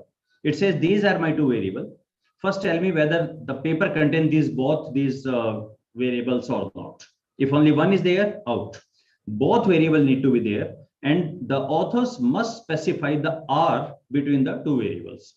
Now, it can be R, it can be T, ANOVA, cross-tabulation, pair t-test, it can be anything, but any sort of relationship is given between the two variables, then we can summary it. We call it as the summary effect, also called as the, not the simple average, not summation x by n, rather weighted average. And that is called as the meta-analysis. Now, the next in line is the text analytics or the content analysis. Now comes a very different things. It's often referred as the qualitative analysis. It's okay that we have specified a particular thing, variables are there, their relationship is there, but here the scholars are concerned which particular words are used, why these words are used. Let me give an example. It can actually go beyond the review of literature also. I'm more concerned about, let's talk about Prime Minister Narendra Modi. It's his birthday today. So whenever Prime Minister Narendra Modi talk about the India, I will take all his written speeches. So these are available on Man Ki Baat platform. I am interested in knowing what are the adjectives used by our Prime Minister while talking about India. Is he talking about the shining India, vibrant India, young India, dynamic India, our India? What words, how he frame his speech, what sort of words he used, why he used the words. So whenever he used one word, what are the other words? So how the sentence is formulated. All these are the part of the text analytics and the content analysis. Now, obviously, it makes more sense to the students of the mass media, journalism, because it's all there. Every day they talk about it.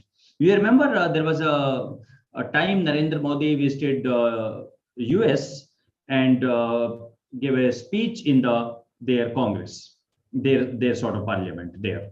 So in the next day, in the newspaper, it was 8 times there was a standing ovation. This many times there was the clapping. 5 times he referred this term. 3 times he referred this term. This entire is the domain of the content analysis and the text analytics. So I can share you one paper on this by one of my friend. She's Dr. Nishtha Malik. So Nishtha has written along with Professor Arpan from IIT Delhi. Her paper is Impact of Artificial Intelligence on the Employee Working in Industry 4.0 led organization. Impact of AI on the employees. Okay. So they are concerned with, let me zoom it a little bit. So they are concerned with that these are their research questions and they have used actually the text analytics. In the text analytics, these are the findings. So they found these are the academic people, background profiles of the people. So this is again, they have given how they started, selection of the respondent, initial contact, then interview was taken, coding was done, cleaning of the data, etc. All these things were done. And then further, these are the words: change, insecurity, adoption, workload, stress overload. These things were coming again and again in the interview. These are the things people highlighted. What are the emotions? Just see, these are the sentiment analysis. Moderately negative word was there, moderately positive, etc. So it means there are softwares which will tell you whether these words are positive, negative, and tell a lot about those things. So about the words, choice of the words, what they used in the interview. So these are the themes. Then we can find out the theme. Information security and the data privacy was on the mind of the people who were giving the interview. Change resulting in the digital transactions, job risk, increased stress level, etc. All these things were there, which were used maximum number of time and the percentage, etc. So this was about the text analytics related things, content analysis. So you must have heard of the software like NVivo is there, Atlas TI software is there, or it can be done in the RStudio also. So these are the things used in the text analytics. Finally, it comes, what if we don't have a theory? There is no necessity that every single thing got a theory. Not possible. There are very latest things, no theories available. In that, there is a wonderful technique. It's called interpretive structural modeling. Interpretive structural modeling. First thing, it's nothing to do with the structural equation modeling. Please remember that. It's just that 2 words are the same. Interpretive structural modeling means if I have 10-15 variables, how can I make a conceptual diagram with that? Please see, there are the 2 words are there. You must have hearing these words. Conceptual framework, and the second comes as the theoretical framework. Have you heard of these terms? Theoretical framework. Theoretical framework always starts with the theory, like theory of planned behavior. The following variables are there. This is predictor, this is mediator, this is dependent, independent. Everything is very fantastically defined. This will lead to this, this will lead to this, this will lead to this. Everything is defined. That comes from the theory. On the other hand, we have some concepts. We know that, see, A leads to B. We may not have any idea that what's further. Some other people will take, then the third, fourth. So here what we'll do, we use expert opinion. Let me show you a paper on the same. This paper is written by a few professors of IIT Delhi. So let me just come to that. This is modeling of information security management parameter in Indian organization using ISM and MICMAC approach, written by Dr. Muktesh Chand, Sudhir Kumar Jain, and Ravi Shankar from Department of Management Studies, IIT Delhi. what this says, they say we are working on the information security management parameters. Okay, so what are the various enablers? Enablers means when you talk about the information security, what are the various things? They say we talk about the top management commitment. Yep, true, correct. They say we talk about the identification and the classification of the information asset of organization. People talk about the technological tool and the solution. References are given. Providing information system policies and the procedure is integral part. Providing information system organization structure and resources, that is there. Awareness, education, training of the stakeholder, that's there. But point is, we don't know which leads to what is dependent, what is independent. We don't know about that. Okay, there is no such model available as such. These are the things authors or the experts believe. Yes, these are the things which are important. They believe so. But what exactly is their structure? That's not available anywhere. Now, what they do, they use it, the ISM. So how ISM starts with?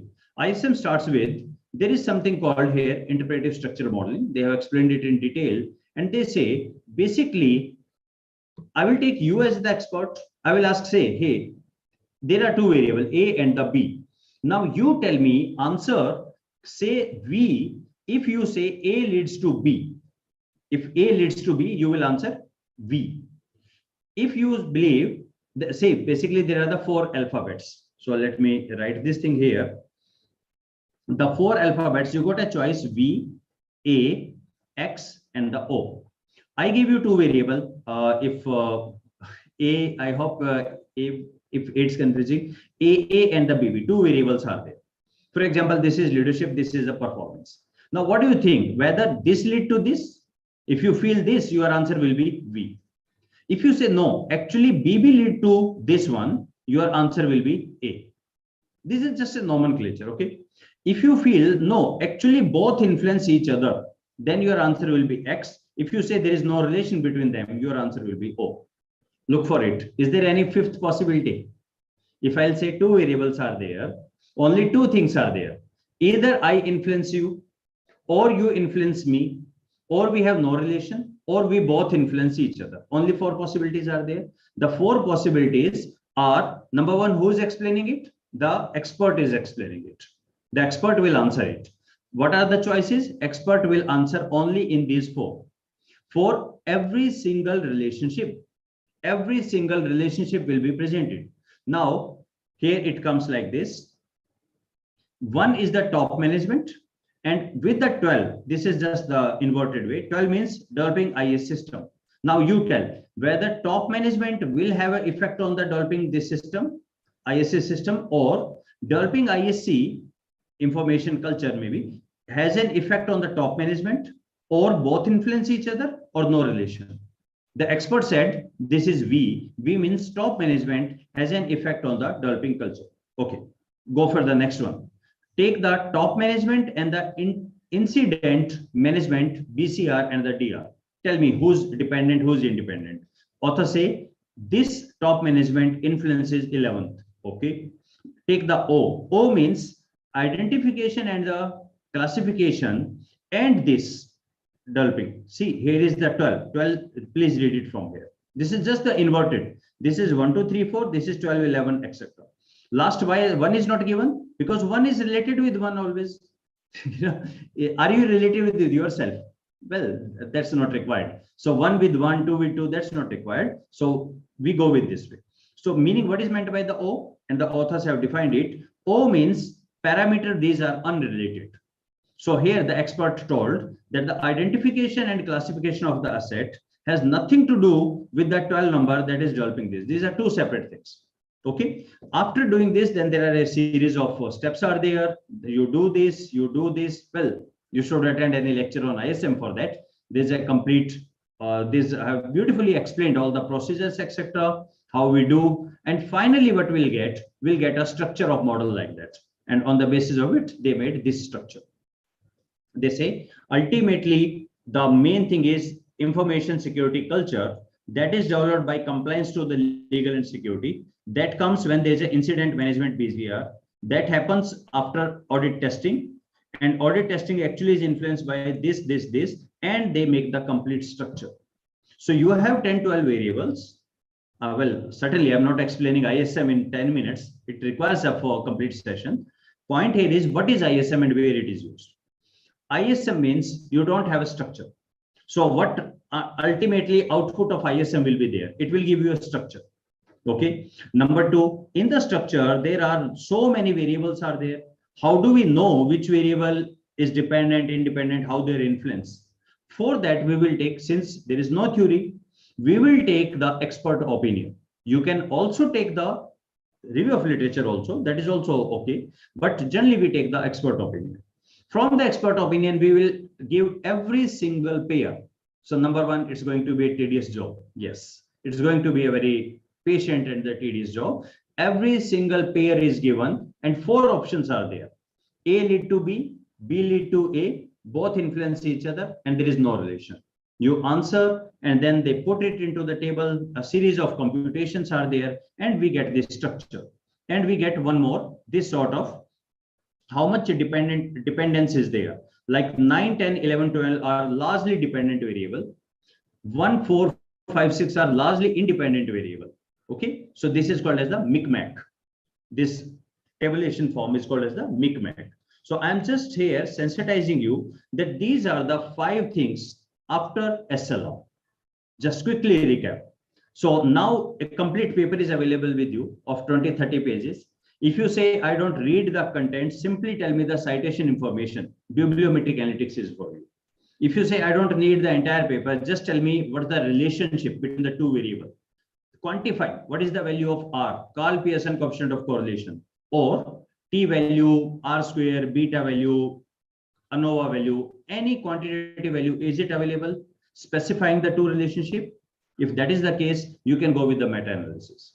If you are concerned with what sort of English is used, why a particular word is used, how the words are connected, how the sentence is formed, what is the general way, what are the themes people talked about. If I'll take a interview of you, or just say it's almost been more than 1.5 hours. So what are the things I talked with you? Can you tell me for 4 or 5 things which I talked with you? Number 1, we talked about the research and the variable. We talked about the review. We talked about the couple of techniques that can be applied. Okay, these are the 3 overall themes on which I spoke. Broadly, these 3 themes. So here in the text analytics or the content analysis, we talk in terms of the theme. And last one is I differentiated between the theoretical framework and the conceptual framework. Theoretical framework comes always with a theory. There has to be a theory. Shall I make a very simple? A theory from the physics, E is equal to mc square.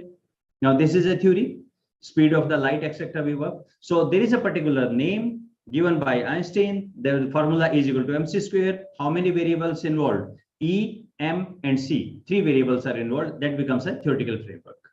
Okay. So when it comes with any sort of like leadership theory, motivation theory, HR people, they often have the theory. Finance people also have the theory. They say how the dividend is given. There is a theory for that. So when there is a theory, there are the variables, there is an interplay of the relationship. You make a structure that is called as the theoretical framework. At times, you don't have a theory. So, but there are the people, they appreciate, they say, yes, they acknowledge there are certain variables. Variables are related, and that those things are related. You go for the expert opinion, go for the pair-wise and make a structure. This is called as the conceptual framework. Have you noted one thing? In all of this, I have just completed my review of literature. We haven't gone for the questionnaire formulation. We haven't gone for the data collection, tool technique, nothing. All are from the review of literature. That's why these are the techniques students apply these days in the first year of their research. First year, complete your coursework, get mastery on any of these and go ahead with one. Obviously, first will be used in detail because you will make a model, you will find gaps in the model, you will find research questions and so on. But one very important thing comes after making the model, and that thing comes the need for the study. So this need for the study is the single most important thing for paper publication. You simple answer this particular question. Why one more study in this area? There are hundreds of the studies are there, hundreds of study. The question here comes, why you want to study it more? So you can't simply say, well, I want my PhD because everybody is doing, I am also doing research. No, theoretically, you will say that yes, there are the theories, there are the variables, and people have worked on it, but certain areas are neglected, certain areas are missed. So we work on the need for the study. Now, interestingly, when scholars write their synopsis, their proposal, research proposal, they say need for the study we will write. Actually, there's a fixed template. It's available. It says not many studies are done in this area. The studies are done very old. The studies are not in India. I'm doing it in the India. Hence, a study is required. So I'm doing it. So, well, that's okay, but not really. There can be something else. What are the something else? You simply answer this question: what you plan to contribute? So I just refer to the videos of Professor Gurjeet, where she said how to write a paper, and she stresses this thing again and again. In the very first page of the paper, you must write why you are writing this paper, else it will be rejected. So your paper will be rejected. First, not paragraph, but first page must be highlighted why you want to write, what you bring new to the table, what are you contributing to the, what are things which reviewer don't know, which you are telling them. If you are telling what they already know, paper rejected. So what you plan? So here we talk about the missing link. See what Professor Bridges said. He said that two different theories are there. One theory is there, how people go for that particular thing. Other things is what restricts the people to go for a new thing. Innovation resistance theory and the unified theory of technology of acceptance. So he combined the two theory. He said both are applicable simultaneously. Plus there is a moderation also. Nobody checked that. Well, that's a missing link, 100%. That's a new addition into your model or the theory. You can always specify novelty. What new things? Well, most of the time people say the study was not done in my city. That's okay. That doesn't bring any novelty. Do you see that? Novelty is when you say you are bringing for the first time, you are adding something new. If you simply say the study was done in the Trivandrum, now I am doing it in Delhi. Well, that's not a novelty. That's a validation. That means you just simply said that this theory is applicable in Delhi also. Okay, that's it. What is the new learning out of it? So novelty must be there. Now this novelty may come in terms of a new relation. Here comes the role of the mediation, moderation, control variable. We'll talk about it. Here comes a new variable. In the new relation, shall I tell you one thing on the lighter side? On the lighter side,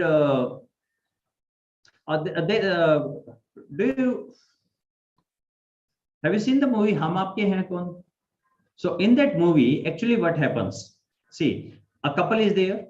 The brother of that married boy wants to marry the sister of that lady who was married, right? This was the story about. So it means prior to their new marriage. So let me make it a diagram here. A is married to B. A got a brother called AA, B got a sister called BB. Now my point is there any relation between AA and BB prior to their marriage or something? Yes, there must be some relation, but now they want to establish a new relation. Okay, so this one is a new relation. A new relation means the things are already existing, but now you are presenting in the new forms. It happens quite A to B and B to C. Now you are saying that B is a mediator to A and C. This is a new thing which was not earlier present. This can be a very well novelty in the study or a moderation. We'll talk about that. Most of the people talk about the scenario somebody has done in the health industry. Now I'm doing in the teaching industry. That's okay, but it's more of the validation. You should always bring what is the novelty. Okay. And then finally, formulation of the research question. Now, how to formulate a research question? Research question actually quantifies your need for the study. Whatever you want to study, that quantifies research question. Now, I have made a separate video on the research question, maybe 30 minutes long. So here I will just present the brief. You can write Neeraj Kaushik research question, it will come. But here for very, very brief, there are the two methods. The two methods are, first is the gap spotting. Gap spotting means you say, yes, the theory is good, everything is good, but few missing links are there. Few missing links are there, I'm adding that. And the other thing is problematization. Problematization means you directly attack To the previous theory, they say they are no good, they are useless. Let me present something new. Well, this requires a courage. This requires a strong experience of that area. Now, if you have a experience of last 20-30 years, then you can say with the certainty, with some confidence that this theory won't work. Let me present this theory. This is something rejected the all previous things and coming forward with the very new things. So if we say actually their proportion is this is used 95 times, this is used hardly 5 to 10%, 90 to 95%. This is very few people go with the problematization. In most of the study, particularly the research scholar, it's always easy for them to go for the gap spotting. The gap spotting talks about one is the confusion spotting. Confusion spotting will say there are certain studies which will say A lead to B. So there are certain studies which say A has no relation with the B. Now there's a confusion. So we want to do the study to clarify what exactly is the scenario. So that is the confusion. Second is neglect spotting. So it means there are either some overlooked area, people have not worked on it.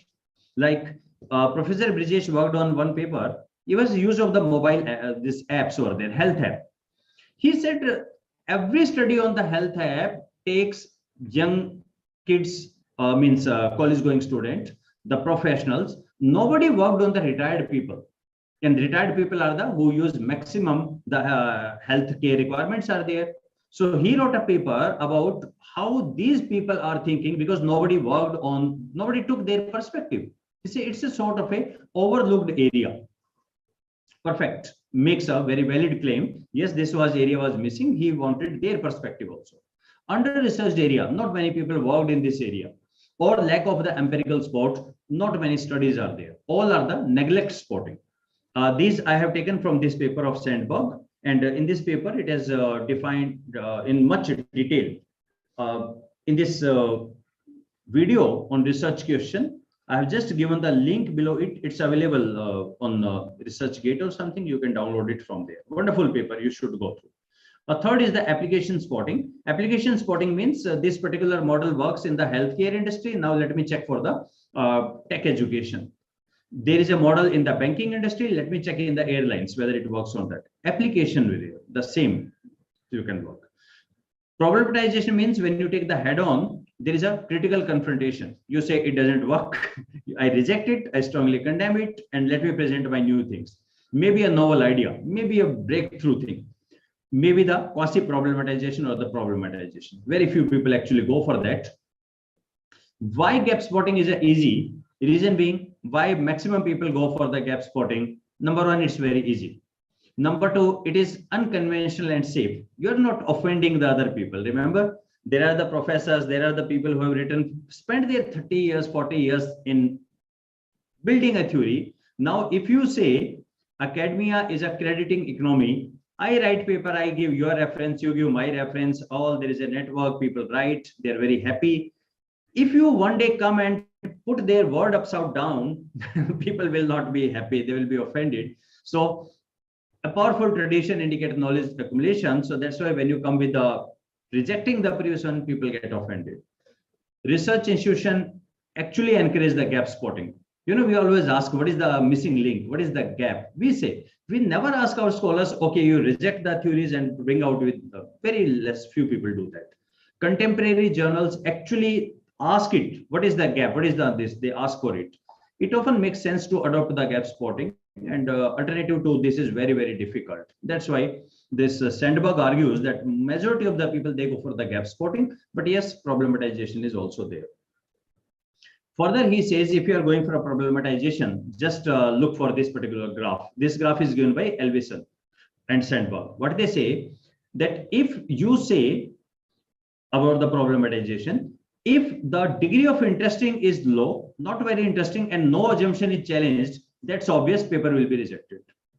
If you're not bringing anything new, it must be interesting. It must be some assumption must be challenged. Something new must be there. Okay. If you go on the other side, you have many assumptions challenged. This is not correct. This is not correct, etc. People will outrightly reject it. People will say that's absurd, and people will reject it. You have to have a very proper balance of it should be interesting and not all, but some assumptions must be challenging. And then they say, yeah, it's worth publishing. This is a new thing. that come up with a new idea. So they say that you have to very meticulously, you have to plan how much to challenge, how much value addition, what to bring to the table. This is most important. Remember, if you read any A category paper, A star category paper, they hardly talk about the software. They hardly talk about the software. They won't talk about that this one software I have used or this technique, that are not important. The most important thing is why this paper?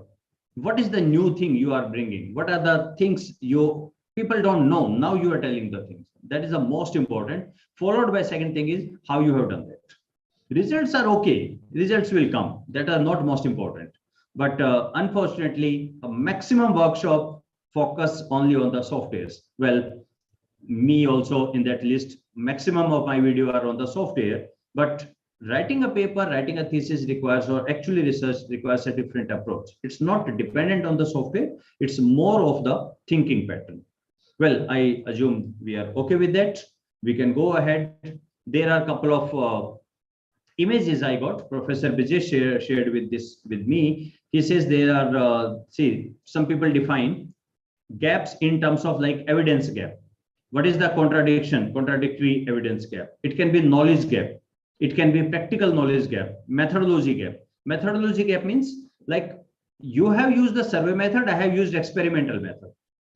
And there comes the different result.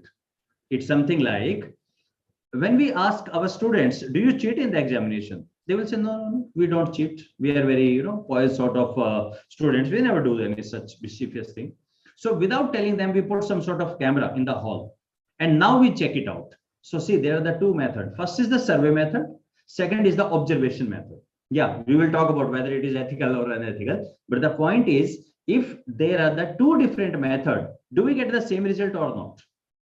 Do we get the same result or not? That's what is the methodological gap. If you go this method, this result will come. But if you change your method, something else will come. Now, then what is the truth? That is worth exploring. Empirical gap. Empirical gap is when you do it again and again, the similar results will come or not. Theoretical gap. What the theory says, missing links are there. And then the population gap. Population gap are the most important, most common. Somebody has done it in Cochin, and now I'm doing it in Kanpur. So my population is different. That's one of very common, but others are also important. Some people have explained with this diagram. These are all available on the internet. I have taken from there. So it says where you are past knowledge, where you want to go to the expected knowledge, that's a gap. And in that gap can be in population, gap can be in analysis, implication, method, in perspective, gap in the concept, gap in the theory, gap in the this, and this from journey of unknown to known, this one fills up the gap. Gap means this is what we want to go. What we know and what is not known, what is required to be known. This sort of stuff you will find. This is about the research gap. Well, you can refer to this one. The name of this playlist is Research Methodology, where I have talked in detail about all of these things in much detail. How to write objective, what is the theoretical framework, what is conceptual framework, and so many things. You can refer to this particular playlist. So with this, we complete our first section. So if you have any questions so far, you can ask. Else we will go for the next section. So I can stop share here for a moment. If you have any queries, you can please ask. I understand on online basis, it's a one-way communication. You must be doing some things parallelly, checking your WhatsApp message and the emails. That's okay. So, but if you have any question, if you are listening and want to ask something, most welcome. Okay, fantastic. So let's go ahead with the next section. And the next section comes with what is objective.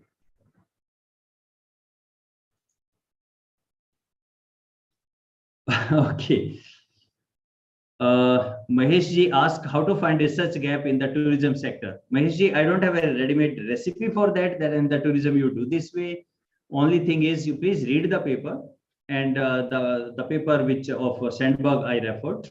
Just read that paper. They gives you certain techniques. They have given some examples also. I have given just one slide for that, but they have given many examples and work for that. And the best thing is, Maheshji, one shortcut I can tell you. The shortcut is in A category journals or the A star category journal, they always compulsorily last section of the paper is directions for the future use. So if somebody else want to work in this area, what are the potential avenues where the person can work, a new scholar can work? It's called directions for the future work.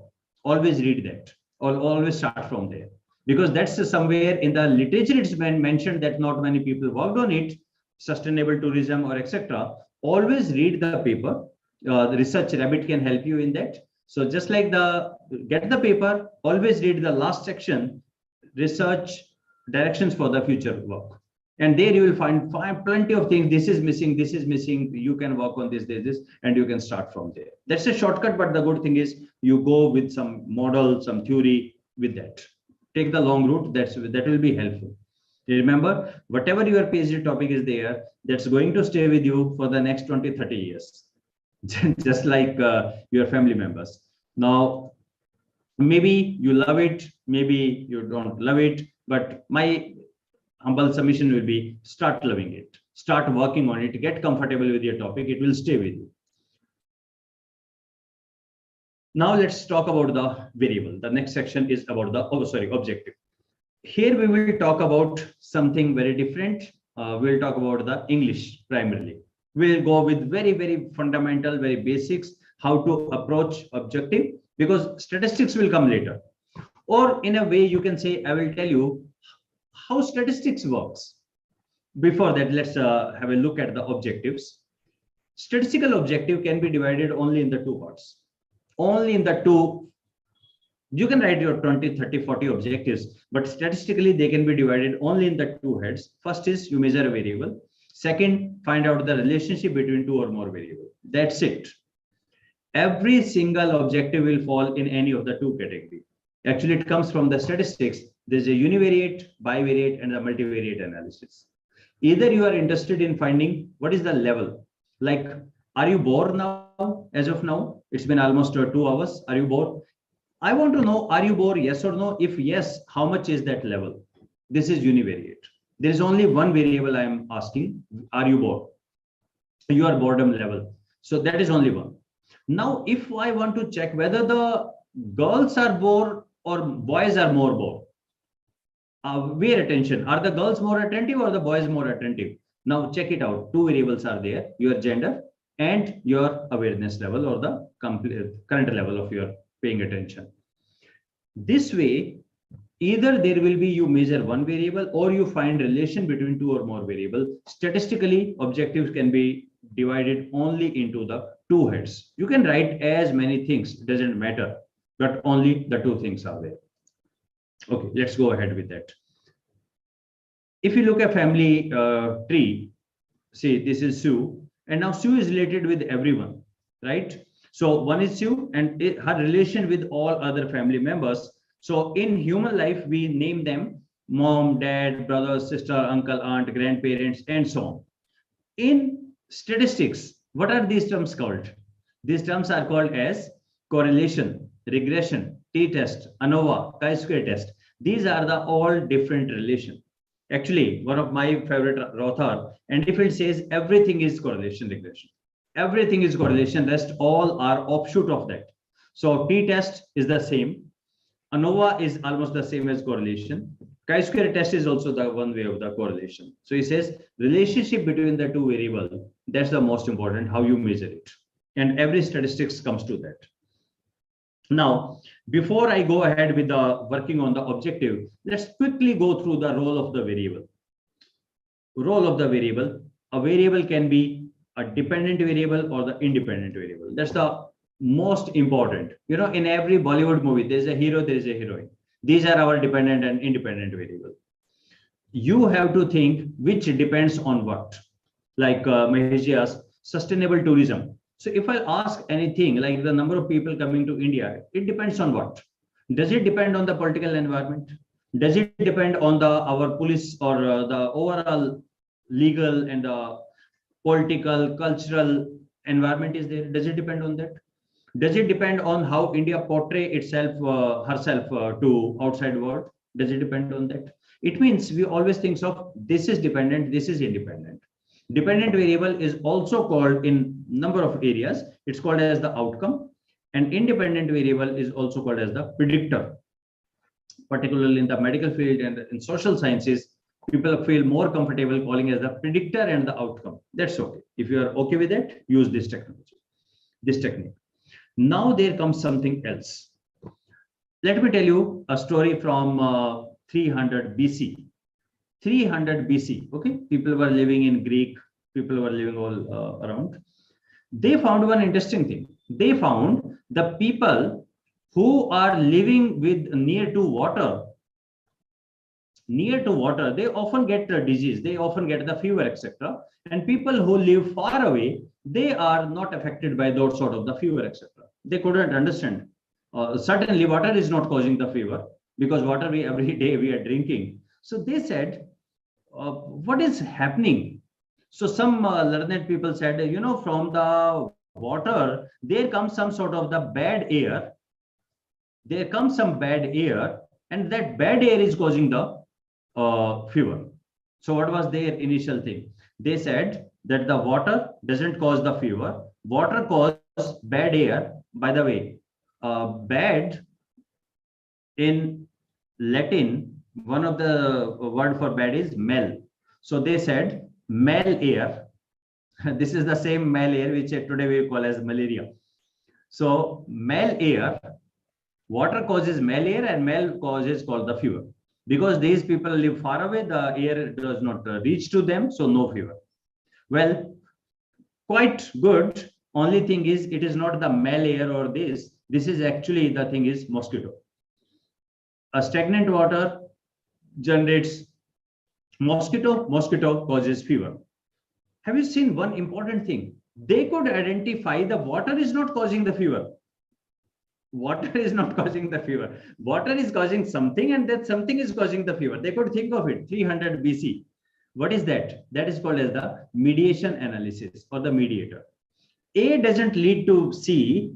A lead to something, and that something lead to else. That is called as the mediation analysis. Mediator, anything that comes between the two, that connects the two. Initially, it doesn't seem, so it seems via this method. Okay, so that comes as the mediator. A mediator is something that mediates, that comes in between, that connects the two, maybe related, maybe unrelated things. So some portion, some effect is going. Let me give you one other example of mediation. It will make more sense. Let me talk about a scholar. A scholar joined a PhD program. Initially, let's assume no guide is allocated. So to whom scholar will report on the day-to-day basis? Head of department. So scholar is talking to head of department, head of every day reporting, good morning, good evening, etc. And then scholar is allotted a guide. Now scholar is said that everything should come through your guide. When you are writing an application, you remember, through proper channel. So guide will talk to the HOD and this one. Now scholar is also talking to HOD. It's not like he or she has stopped talking, but majority it will be with the communication will be the guide. Now head is getting the report about the student from the two sources. One direct, this is called as the direct effect, and something about you, guide is also telling about you to the head, that is also coming, that is called as the indirect effect. A mediation analysis basically says how much is the direct effect, how much is the indirect effect, that is called as the mediation analysis. Your relation between any two is it changed by the presence of the third. Anything comes between, in between you, the two variables, that is called as the mediation analysis. On the other hand, we have something called the moderator.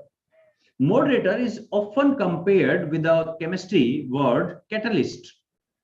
You remember catalyst? Catalyst is something which doesn't take part in the reaction, but which increases or decreases the speed of the reaction. It means in its presence, something will happen. If it is not present, then different thing will happen.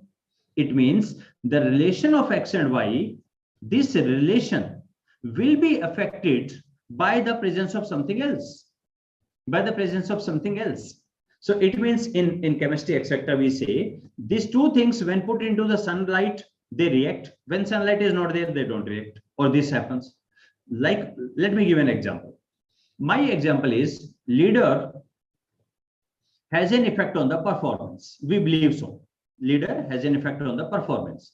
Now, my query is, tell me whether it is same in the sector, whether it is same in the public sector and the private sector. In the public sector, let me tell you, everyone is a government agent, government employee.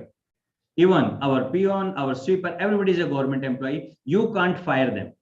You can't do anything to them. They are also government employee. You are also government employee. In the private sector, the things are very different. So here my query is, does it also matter whether you are talking about private or public? In the private sector, maybe leader has a tremendous effect on the performance. In the public sector, maybe there is an effect, but will the both effect same, or there will be any difference? Now, important thing here is, please see, I am not saying leader is causing sector and sector is causing performance. I'm not saying this. I am saying the effect of leader on performance, is it same in the both the sector or not? This is called as the moderator analysis. In the presence of it, we will see how the relationship will be there. That is the case. On the lighter side, on the lighter side, I always ask this question to married couple, that a relation of husband and wife, whatever, or if you can quantify a relation of husband and wife, is it same if you are living in a nuclear and a joint family? In the joint family, what happens? The same husband, the same wife, the same relationship, but others are also present. In the nuclear family, only two are present. So will the relationship will be same or different? Well, you can answer yourself. The presence of the in-laws is the moderator. So if in-laws are present and relationship change, then it means that they have some influence. If by their presence or absence, the relationship is the same, it means there is no moderation effect. So it's always easy to study from our world, whatever we experience. Research is only a subset of whatever we do, human beings. What is a control variable? Control variable technically means, prior to your study, whatever independent variables are there, you should go beyond that. All these variables will become the control variable. For example, I take a old example, height of the baby depends on what? Now you start telling me that height depends on the genetics, right? Height depends on the age of the baby. Height depends on the food of the baby, nutrition intake, etc. Right? Height depends on the gender also. Boys has a height, girls got a height. Height depends on maybe the physical exercises, some other things, right? So we believe height depends on all of these things. Perfectly okay. Now we say height depends on the Horlicks also. We don't know, at least Horlicks people, they claim so. So now what we'll do, we will first find out what is the effect of all of these on the height. And for that, we have something called the R square, coefficient of determination. Maybe in the days to come, some experts will come and they will talk about it. What is R square? How it is evaluated? What is its interpretation? As of moment, you just simply say, do only these 5 things has an effect on the height? Listen carefully. I am saying, if you say genetics has an effect on the height, okay, I believe you. But in that case, all the kids born in one family, they should have the same height because their genetic structure is the same. Mummy is same, papa is same, grandparents is the same. Okay. But we say, yes, they are the taller, all are shorter, etc. But it's not only the genetics. It depends on the age also, right? But if only these 2 are there, it means, let me talk to a girl. A girl is there. When you are 13 years old, what was your height? And when your system becomes 13 years old, whether the 2 height were exactly same? If that is the case, it means yes, height depends only on the genetics and the age. But if you say no, it also depends on the gender. It also depends on your exercise, nutrition, etc. But does the height depends only on the 5 or something else? You will always find, we will say largely height depends on these 5, but there might be some small here and there things. Okay. It means if you find this. If some, let's say, we find out the 5-day conference, international conference, we invite the people from all places and we ask, tell me all the people, and where we can say height depends only on these things. Then we will say R square is equal to 100%. Fully explained. But generally, this is not the case. So R square is, let's say, 70%, 80%.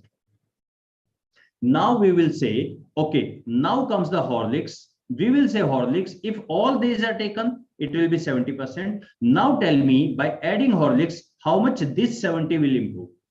How much you are contributing new? Which you are contributing new, which is not there. And all of these are called as the control variables. Control variables are those variables which affect your dependent variable. We believe, we know they affect. You can just control them. You can't eliminate them. And how to do that? Professor R.A. Fisher has given a wonderful thing.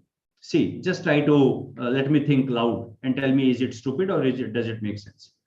I say, I want to check the height of Bonvita on your height. So what I am going to do today, tomorrow when you will come, I will give half of them you as the Bonvita, and other half no Bonvita will be given.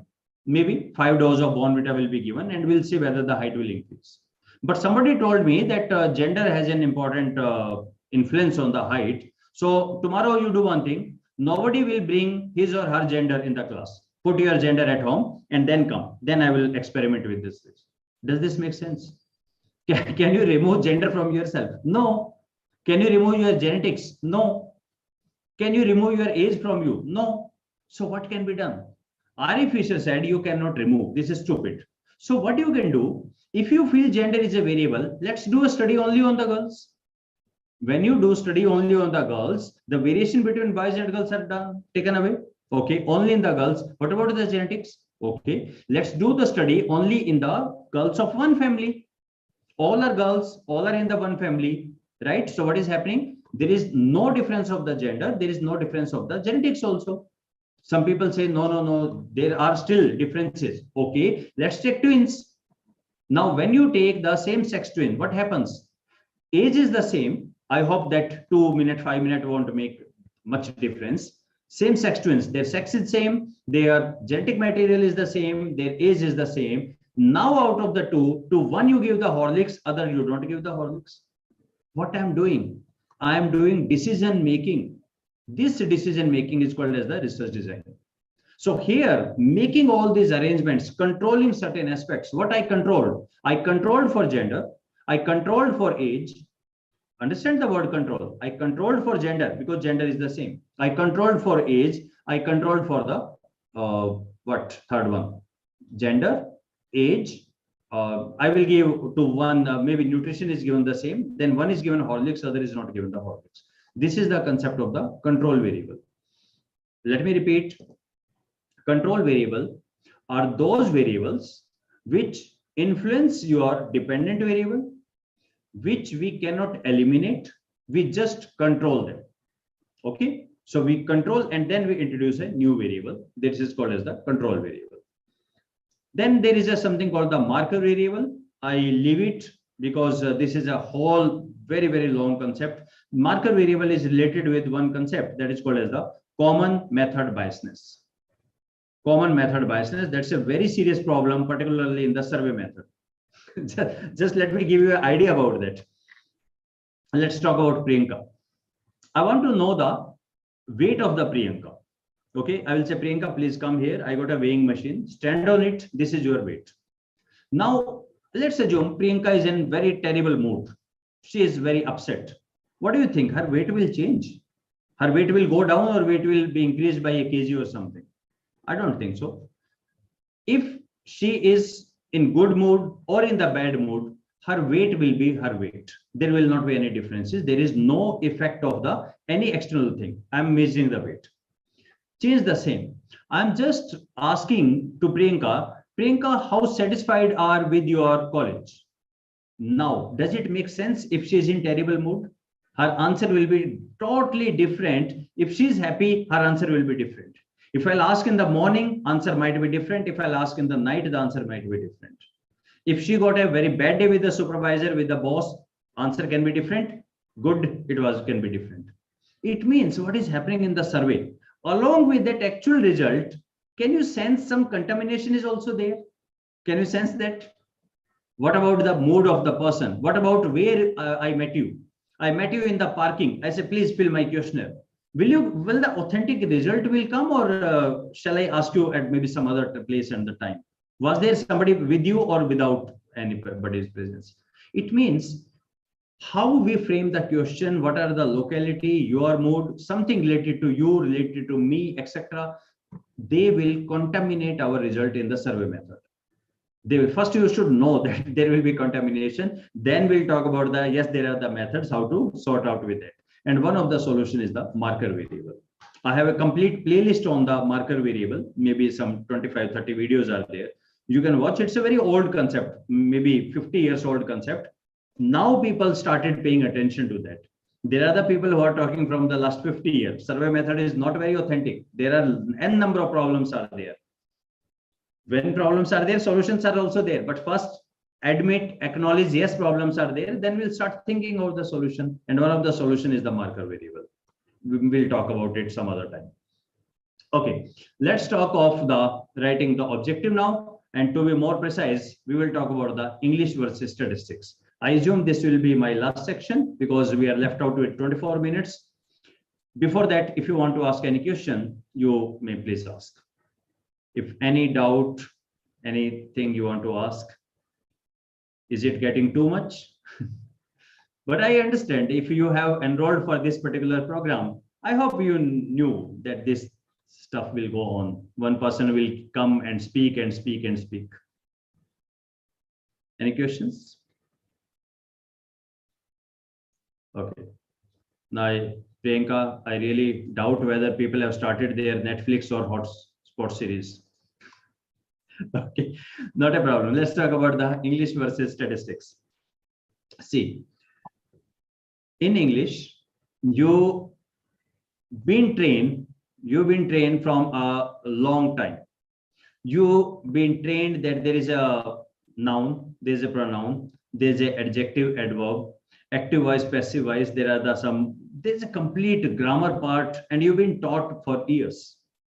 Unfortunately, most of us are not taught about the statistics the same way. So what we'll do, most of the scholars, what they do, their lack of the knowledge in the statistics, they try to compensate with the English. But statistics works on a language. There is a language for statistics also, and it's a very short language. It's a very short language. It's not a very long language. Only 3-4 points are there. What are the points? The first point is variable. Identify a variable. So what we'll do, we will do a sort of an assignment. We'll write certain things and we'll become the Sherlock Holmes. We'll try to find out which one is a variable, which is not. Our first objective is simply to find out whether it's a variable or it's not a variable. Okay, so let's start with directly to study the happiness level of the MBA students of NIT Kurukshetra. Okay, to me, these are simply words of English. I know nothing about that. Okay, let's start from here. Let's make a rule.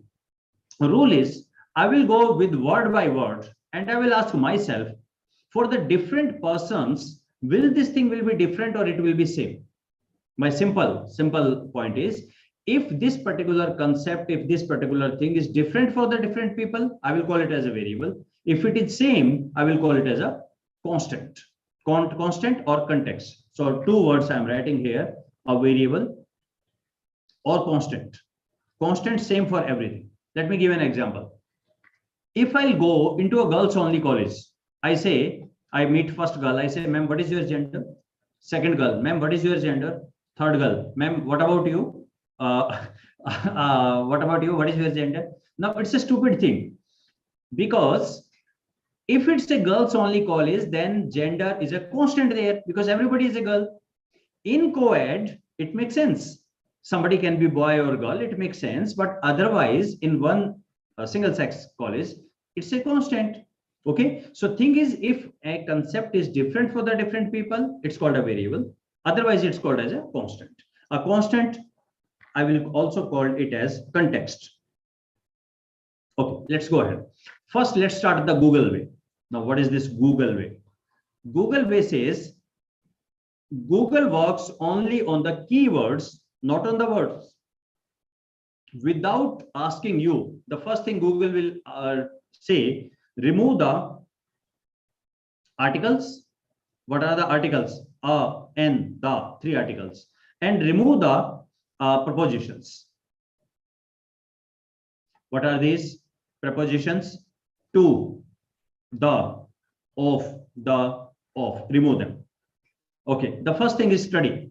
So what do you want to do? I want to study. Okay, do it. Doesn't matter whether you study or you analyze, you evaluate or cogitate. I have seen people, spending so much time on it. No, you should write analysis.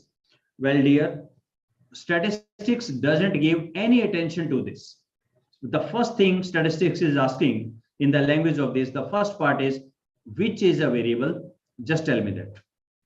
So study, it's okay, nothing, it's a verb. You do the study, right? Happiness level. Tell me, happiness level will be same for all the student or it will be different? Will be different. I hope there's no problem in that. So this is my first variable. Okay, of the MBA student. Okay, now you might say, no, students are different. Anil is different from Ajay, correct. But have I written, I will do study on Anil or Ajay, or I have written the MBA student? It's an MBA student. It means, doesn't matter who's the MBA student. Any MBA student will do. That of the Delhi University, they will also be taken. No, MBA student of NIT Kurukshetra. Only NIT Kurukshetra. So what about the pass out student? No, current student of NIT Kurukshetra. Not the future student, not the pass out. Current student of NIT Kurukshetra. But NIT Kurukshetra got MC also, MTech also, BTech also. Will they be taken? Look at this. Will the BTech be taken? No, only MBA will be taken. That's why it is the context. Context means, if I'll ask you, the study is conducted for whom? For MBA students. MBA student of all India, every university? No. Only of NIT Kurukshetra. Not even the NIT Delhi, not about the NIT Trichy. Only NIT Kurukshetra, and only the MBA student will be taken. These are the constant. These I can call as the qualifiers. Qualifier means my respondent has to be in NIT Kurukshetra and as a student of MBA. Please tell me, shall I take the faculty members also, those who teach this? Shall I take the non-teaching staff also of the NIT Kurukshetra? No, only the MBA student will be taken, nothing else other than that. This is a qualifier. This is a context. This is a constant. This is a constant. How many variables you can find? Only one variable is there. Only one variable is there. So we will apply the univariate analysis in this particular objective. One variable, univariate. Now please see, here statistics resembles a lot to the Hindi and Sanskrit. Why not English? In English, we have the singular and the plural. Only in these languages like Hindi, Sanskrit, we have something called Ekvachan, Dvivachan, Bahuvachan. Wow. Wonderful drawing by Dr. Gaurav. So carry on, Dr. Gaurav. In the Hindi, there is, we say it like uni, bi, or multi. Ekvachan, Dvivachan, Bahuvachan. At least statistics feel so. Statistics say there is a univariate, there is a bivariate, and there is a multivariate. When there is a one variable, when there are two variables, when there are the more than two variables, then they are called as the univariate, bivariate, and the multivariate. So in this particular case, I could find only one variable. Rest of them are context. Rest of them are called as the qualifiers, maybe the constant. Only one variable. Let's go ahead with that then. Okay. In this case, can you tell me what do you see here? To study the happiness level, certainly it's a variable. We have already discussed it. And the intelligence level. Okay, intelligence level will be different from the different. We have already discussed MBA student and the NIT Kurukshetra. Okay, so how many variables are there? Two variables are there. Okay, does it become bivariate? No. Here comes the catch. Here comes the second catch. First point was identify the variable. Second thing is, what is your intention? This we are talking about the language of statistics. What is your intention? Means what you want to do. Do you want to find relation between the two variable or you want to measure? You remember some just slides back, I told you objectives are only of two types. What are these? Measure a variable or find out the relation between two or more variable. Now, just if you understand this point, you will understand statistics a lot. See, let me tell you two principles. Let me see, do I have given? No, I have not given the principles. Let me tell you two principles. The first principle is principle of split. You won't find it in any of the book. Someday I will write a book, then there you will find this. What is the principle of the split? Principle of the split says break the objective and write it into the parts. Can I write it like this? 2A, to study the happiness level of the MBA students of NIT Kurukshetra. 2B, to study the intelligence level of the MBA students of NIT Kurukshetra. Can I write like this? Can I break my objective into two parts or three parts or many parts? If you can say, yes, it can be done, it means these are not the, despite having the two variable, it is not a bivariate analysis. I want you to listen this point once again. This is an important point.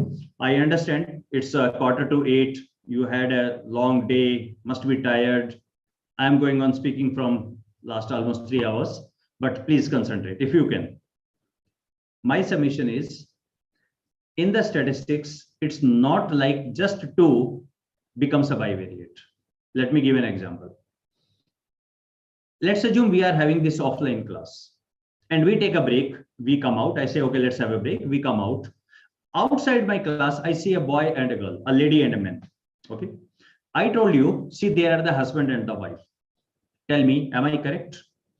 I know nothing. I don't know those people. I have never seen them. First time. Simply there is a man and a lady. I say they are husband and wife. Am I correct? Now, most of you will say no. When you don't know, maybe they are brother and sister. Maybe they are son and the daughter, son and mother, or the father and the daughter. Maybe they are two complete strangers. Maybe they are two complete strangers. What I noted one is man, other is a lady. Okay, this far I am correct. But how do I know what is their relation? How do I know what is their relation? Where I have measured them? I simply noted one is man, other is lady, right? Come back to this example. To study the happiness level and the intelligence level, two variables are there. By this one, is it saying anywhere I want to check their relationship also? Is it implied? Have I written anywhere to check their relation? Whether the happy people are intelligent or the intelligent people are happy, is there a relation between? Do you see any such relation? No, there is no such intention. So what it appears? It appears the basic point is simply to note down their happiness level and note down the intelligence level. That's it. So that's why we can break it using the principle of split. It says to study the happiness level of MBA students, to B, to study the intelligence level of the MBA student. So actually they are two univariate objectives. It is not a bivariate objective. Did you get something? Just little twist, just little twist. That's why what the people do, they try to, they compensate their lack of knowledge of the statistics by English. They write even more words, even more words, even more words. Statistics says, well, I'm not, I'm not giving any damn to that. I'm not giving any attention to that. You simply tell me how many variables are there. This is my first point. The second point is, what is your intention? Are you looking for their measurement? Are you looking for their relationship? It means the word relation is very, very important. If you are working in English, the word relation is very important. Let's try to see that. A third one. To compare the marks of boys and girls student of MBA. To compare the marks of boy and girl student of MBA Kurukshetra. Okay, how many variables are there? So marks of the student will be different, right? Any other variable? Is there any other variable? So people will say, yes, there are certain variable. What are variable? Some people can see one variable, marks. Some people can see 2 variables. Some people are able to see 3 variables. They will say one variable is boy, one variable is girl, one variable is marks. But the correct answer is there are 2 variables. Boy and variable are not the boy and girl are not the variable. The name of the variable is gender, and the categories of the gender are boy and the girl. Please understand it from the perspective. If I come to you to measure this particular objective, to compare the marks of boy and girl, what are the minimum number of questions which I should ask? Minimum number of questions. Either I will not or I will ask. I must ask, what are your marks? And maybe but just looking at you, I will note it down, or I will ask you, what is your gender? This I should note down, because if I talk to 400 people, at the end of the day, I won't remember who was boy or who was girl. 2 things minimum I should ask: how much are the marks? And second thing is, what is your gender? 2 variables are there. Okay. Apply the principle of split. Can I say 3A to compare the marks of boys of NIT, 2B to compare the marks of girl student of NIT Kurukshetra? Can I do that? If you do that, the first question will come: to compare the marks of boys with whom? You want to compare marks of boys with whom you want to compare. There must be a second nut for compare. 2 things are required. So we can't split it. So 2 variables here are: one is marks, one is gender, and which word actually make it bivariate? The word is the compare. It means when we work in the English language, there are inventory of words which must be there in your objective to make it a bivariate. Do you know about that? Have you ever thought about that earlier? This inventory includes these words: effect, impact, relation, association, influence, results in, compare, difference.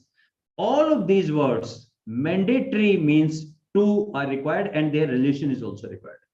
When I say I want to study the effect of leadership on performance, there is a leadership, there is a performance, and their relation I am interested in. You can't segregate. You can't apply the principle of split.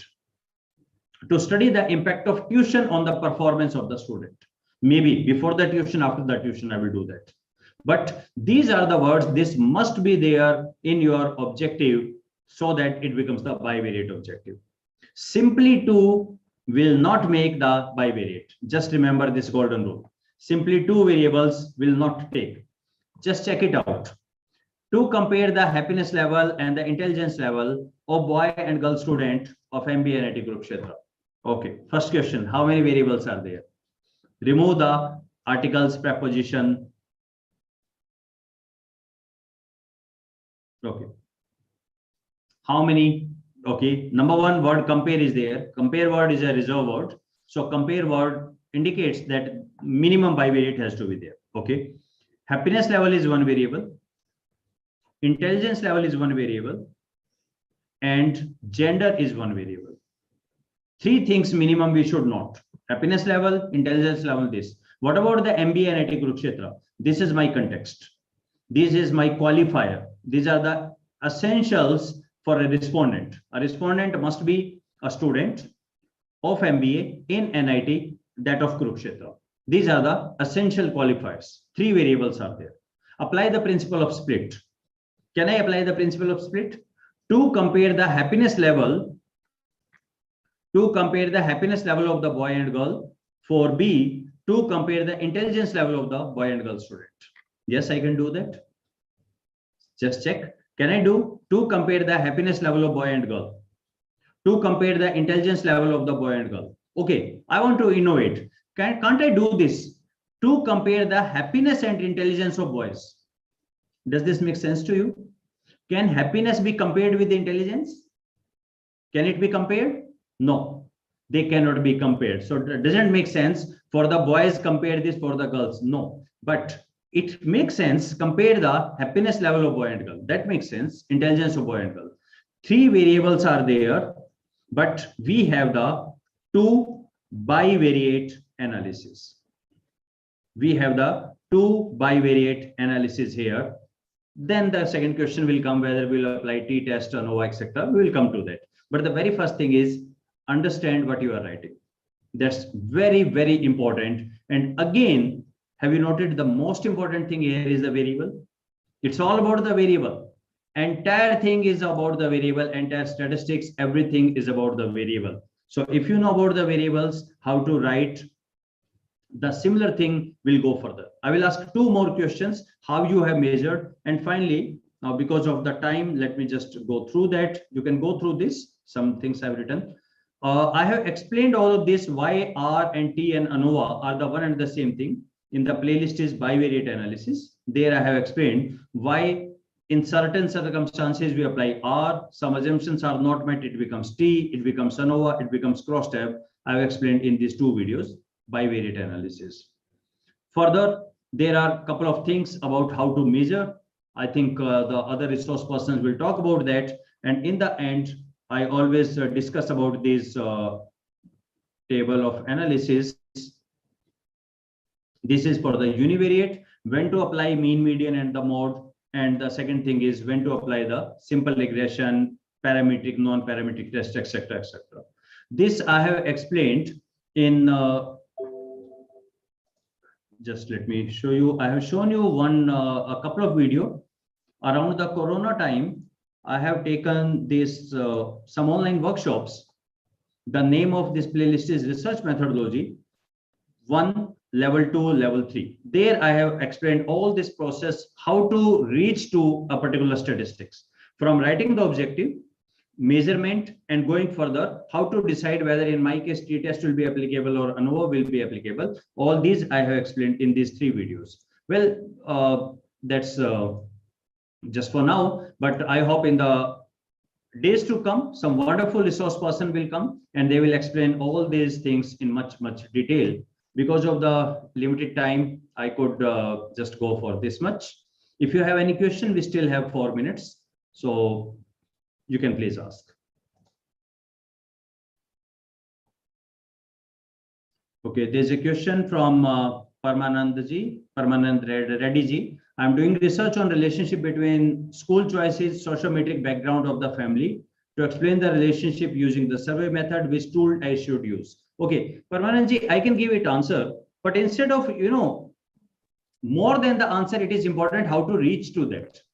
I will be really happy if you can just go through those videos, because a couple of decisions are taken by you. You will tell, I will do this, and accordingly tables are there. They're standard. Everybody will reach to the same conclusion. You just go through that, else then we will talk. I prefer not to give an answer, rather to tell you what exactly is the way of reaching there. I'm writing in my email ID. If you feel you have any question, anytime you can write to me. It's a kaushikneeraj@gmail.com. So you can anytime ask anything to me. So that's all from my side, Priyanka.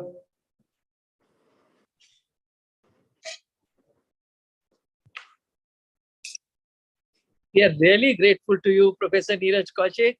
And I think, I do not know whether the participants realize this or not, but friends, you have been given an absolutely huge leverage by Professor Kaushik. He's given you his email. I wish we had also met many more teachers like you, and I would have done maybe more research work and understood more of these analytical tools. So I think the students are absolutely in an extremely good position. Make use of it, friends, because research today, I think, is the buzzword for tomorrow's, not just your promotion, but for the betterment of the country, society, and I would say humanity in general. Priyanka, over to you. Thank you so much, ma'am. Please allow me to give a formal vote of thanks. I, Priyanka Marva, on behalf of the Teaching Learning Center, Ramanujan College, and Indian Accounting Association NCR chapter, extend my most sincere thanks to our resource person, Professor Neeraj Kaushik sir. So this thank you is not only from our behalf, but from the behalf of the participants also. Like ma'am said, we are really thankful that you took out time from your very busy schedule. We know you're the head of the department. You have so many other commitments as well, but you never say no to us. And it is genuinely a pleasure for us to hear every time there is so much of new information that we get to know. For example, how AI is helping in review of literature. This was something that I also learned today being a moderator here. Thank you so much, sir. Thank you, Professor Kaushik. Uh, To have more of these sessions in future as well. My pleasure. Thank you. Thank you, everyone. So I have shared, Priyanka, that this PPT also, the PDF version of the same. I will send to Rekha ma'am. Other than that, but somebody, if you wish to, can download from here. I hope it's available in the chat box now. Thank you so much, sir. Okay. I wish you all the best. Thank you. Thank you so much, sir.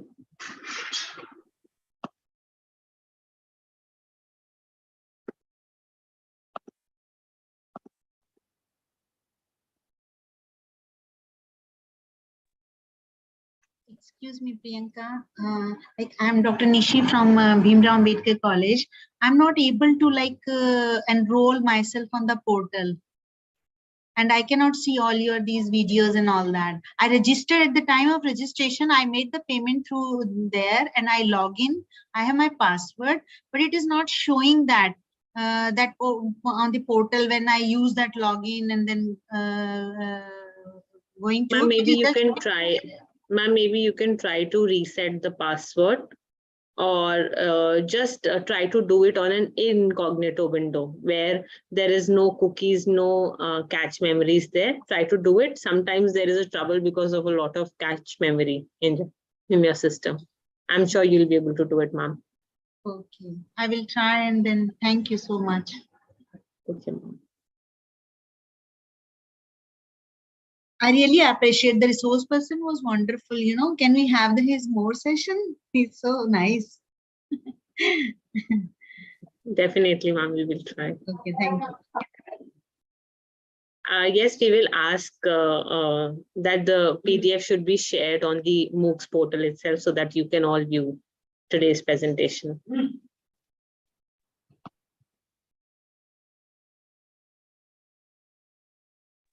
So can we leave now? It's over? Yes, ma'am, it's over. Okay, thank you. Ma'am, actually, I have some doubt related to the research. Ma'am, I am from social Yes. science background. Yeah.